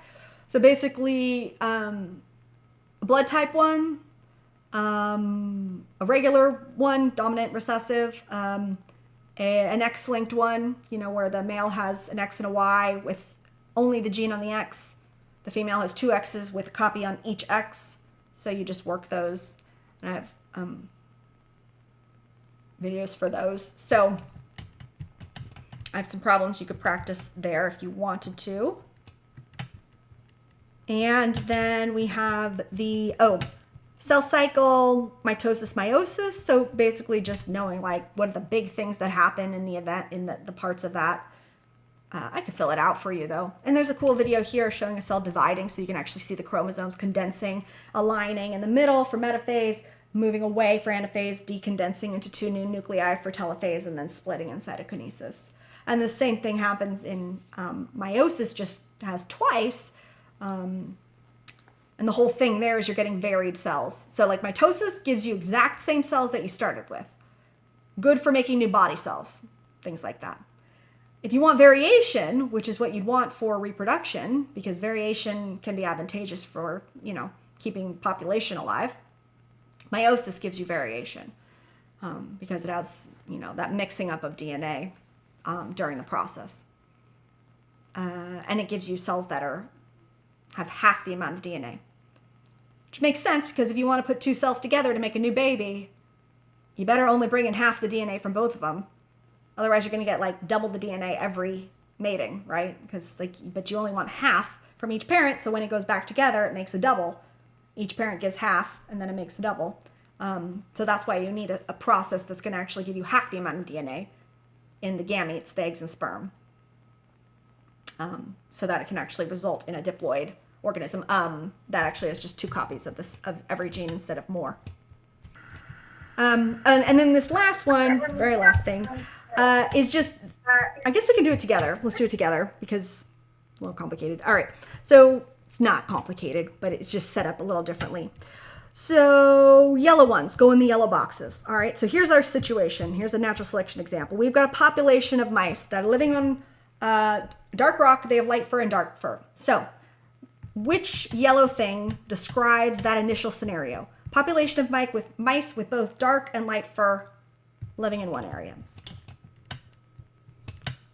Is this talking about differential survival and reproduction?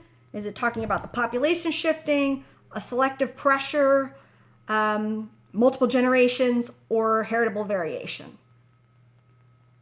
Oh, and I guess we should say here, we have the fur color is coded for by a gene.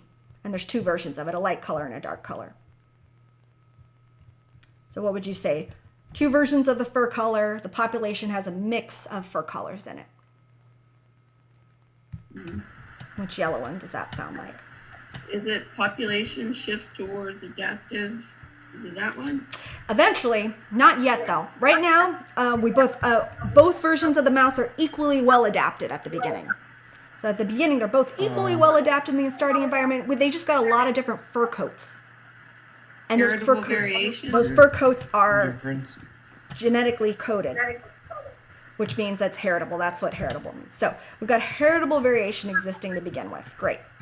Right now, it's all stable. So what do we have to have happen to make the population change? Like, it's just a mixed population of mice. They're just going to keep staying, you know, relatively distributed, the same frequencies of dark and light mice, unless something happens. And that's 2 scenarios that I've made up here. One is that hawks come into the area.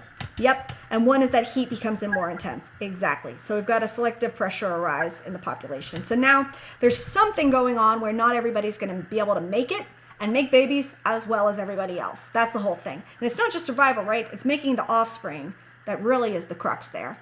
Because even if you don't survive very long, but you make a lot of babies that are all very healthy and also fertile, you're actually more successful as far as, you know, evolutionary fitness goes than making less offspring. Now, let me just say for the record that this does not, like, evolutionary success is not equivalent to value in society, right? And in fact, many populations have lots of members of the society that are critical for it to function that aren't even reproductively fertile, like they can't have offspring. I mean, the majority of bee and ant populations, right? Lots of other things but they're caretakers, they're the worker bees, they're whatever, they do really important jobs otherwise. But evolutionarily wise, they're not evolutionarily fit because they can't pass their genes on. So, 2 scenarios, selective pressure. Hawks come into the area. So let's ask ourselves who has a selective advantage if hawks come into the area now. So one group is better adapted to the environment. Yes. Population shifts towards. Soon, but not yet, because we're only on round 1 right now. Differences in survival. So now we're going to first have to have differences in survival and reproductive success before we can actually get the population to shift. Because it's got to happen for a little while to make a difference. So we've got survival. So if we have hawks coming into the area, they're visual predators. We're living on a dark rock. Who is going to make more babies, light mice or dark mice? And you can read that up here. We've got population of light and dark mice living on dark rock. Hawks come in, who's doing better? The original one was dark, I believe. Yeah, and in my situation, in my population, they've got both light and dark. So why would dark be surviving better? Because the hawks... Because they would not detect them as easily. Exactly. So in the scenario where the hawks are the selective pressure, we've got the dark babies, the dark mice surviving more, which make more dark color coat babies because there's just more of them reproducing. So let's look at another scenario though. Now in this scenario, there's no hawks, but the heat becomes more intense. So in this situation, what's going to be more favorable? What color coat in the environment? Wider. The lighter color coat. It doesn't matter that you don't see. Some people think, well, why don't they match their background? Well, if there's nothing eating you because of your color, like not matching, camouflage doesn't matter. Not everything's expected to be camouflaged. It's only if there's selective pressure for that, or there was in the past. In this case, though, the heat is the problem. So a light color fur is going to be much more advantageous because they won't overheat as much and die. So if you have the selective pressure being more intense heat, then you have more light colored offspring or mice surviving and making more light colored babies. Now, you guys want to keep saying in population shifting towards adaptive phenotype, true.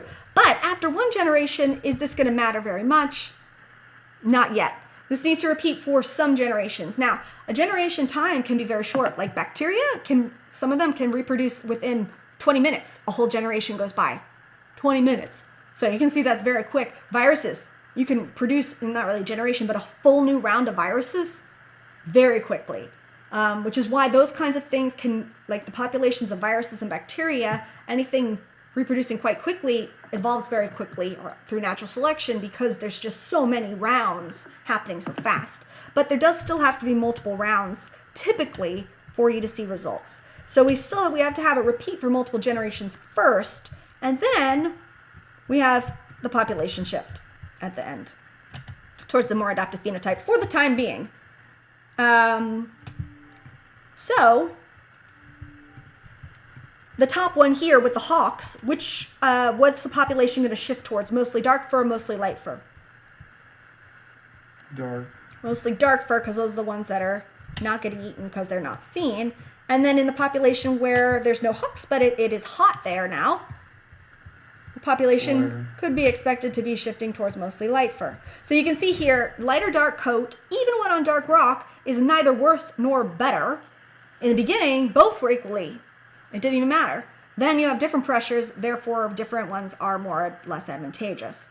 If the whole situation changes too, dark fur isn't perfect because what if the heat comes and there's hawks plus heat, but the heat is worse for living than the hawks eating you?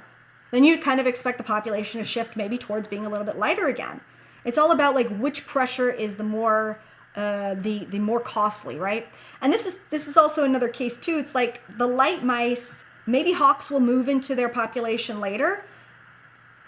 But if the light is an advantage now, or if it's just common, it's not like the mice can be like, well, this would be great to have,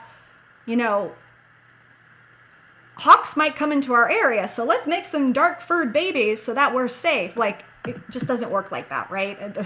The organisms can't select for what characteristics. So there's no like predictive, ooh, I know what's going to be in the future, therefore I'm going to change my genetics or my offspring's genetics, right? It doesn't work like that. We've got trade-offs are a problem for why things can't be super well adapted a lot of times. You know, being dark could make you overheat in the top scenario, but apparently it's not as costly for survival and reproduction as it is to get eaten by the hawks. So, you know, there's trade-offs. And then also environment matters as to what's advantageous or not. So there's really no like, is being a dark mouse perfect? I mean, never perfect. Is it advantageous? Possibly. Scenario dependent, cost benefit dependent. And it's not choice going into the situation. Did they need to get dark fur? Well, I mean, it would help them survive, but they might not have. Dark fur might not have arisen in the mutations because those are random. And if the hawks came in and wiped the population out because it happened too fast for the little dark, you know, offspring to be born and get selected for, then the population will just get wiped out. Like that happens all the time. So it's not like a need-based thing either, where it's like, we need to get dark coats, let's make it happen. We just think about that in the context of, you know, mice. It's kind of clear they don't have that kind of control. So the mutation that would be advantageous might never even arise. Just depends on the scenario. So those are some things that I ask you about at the end of the exam.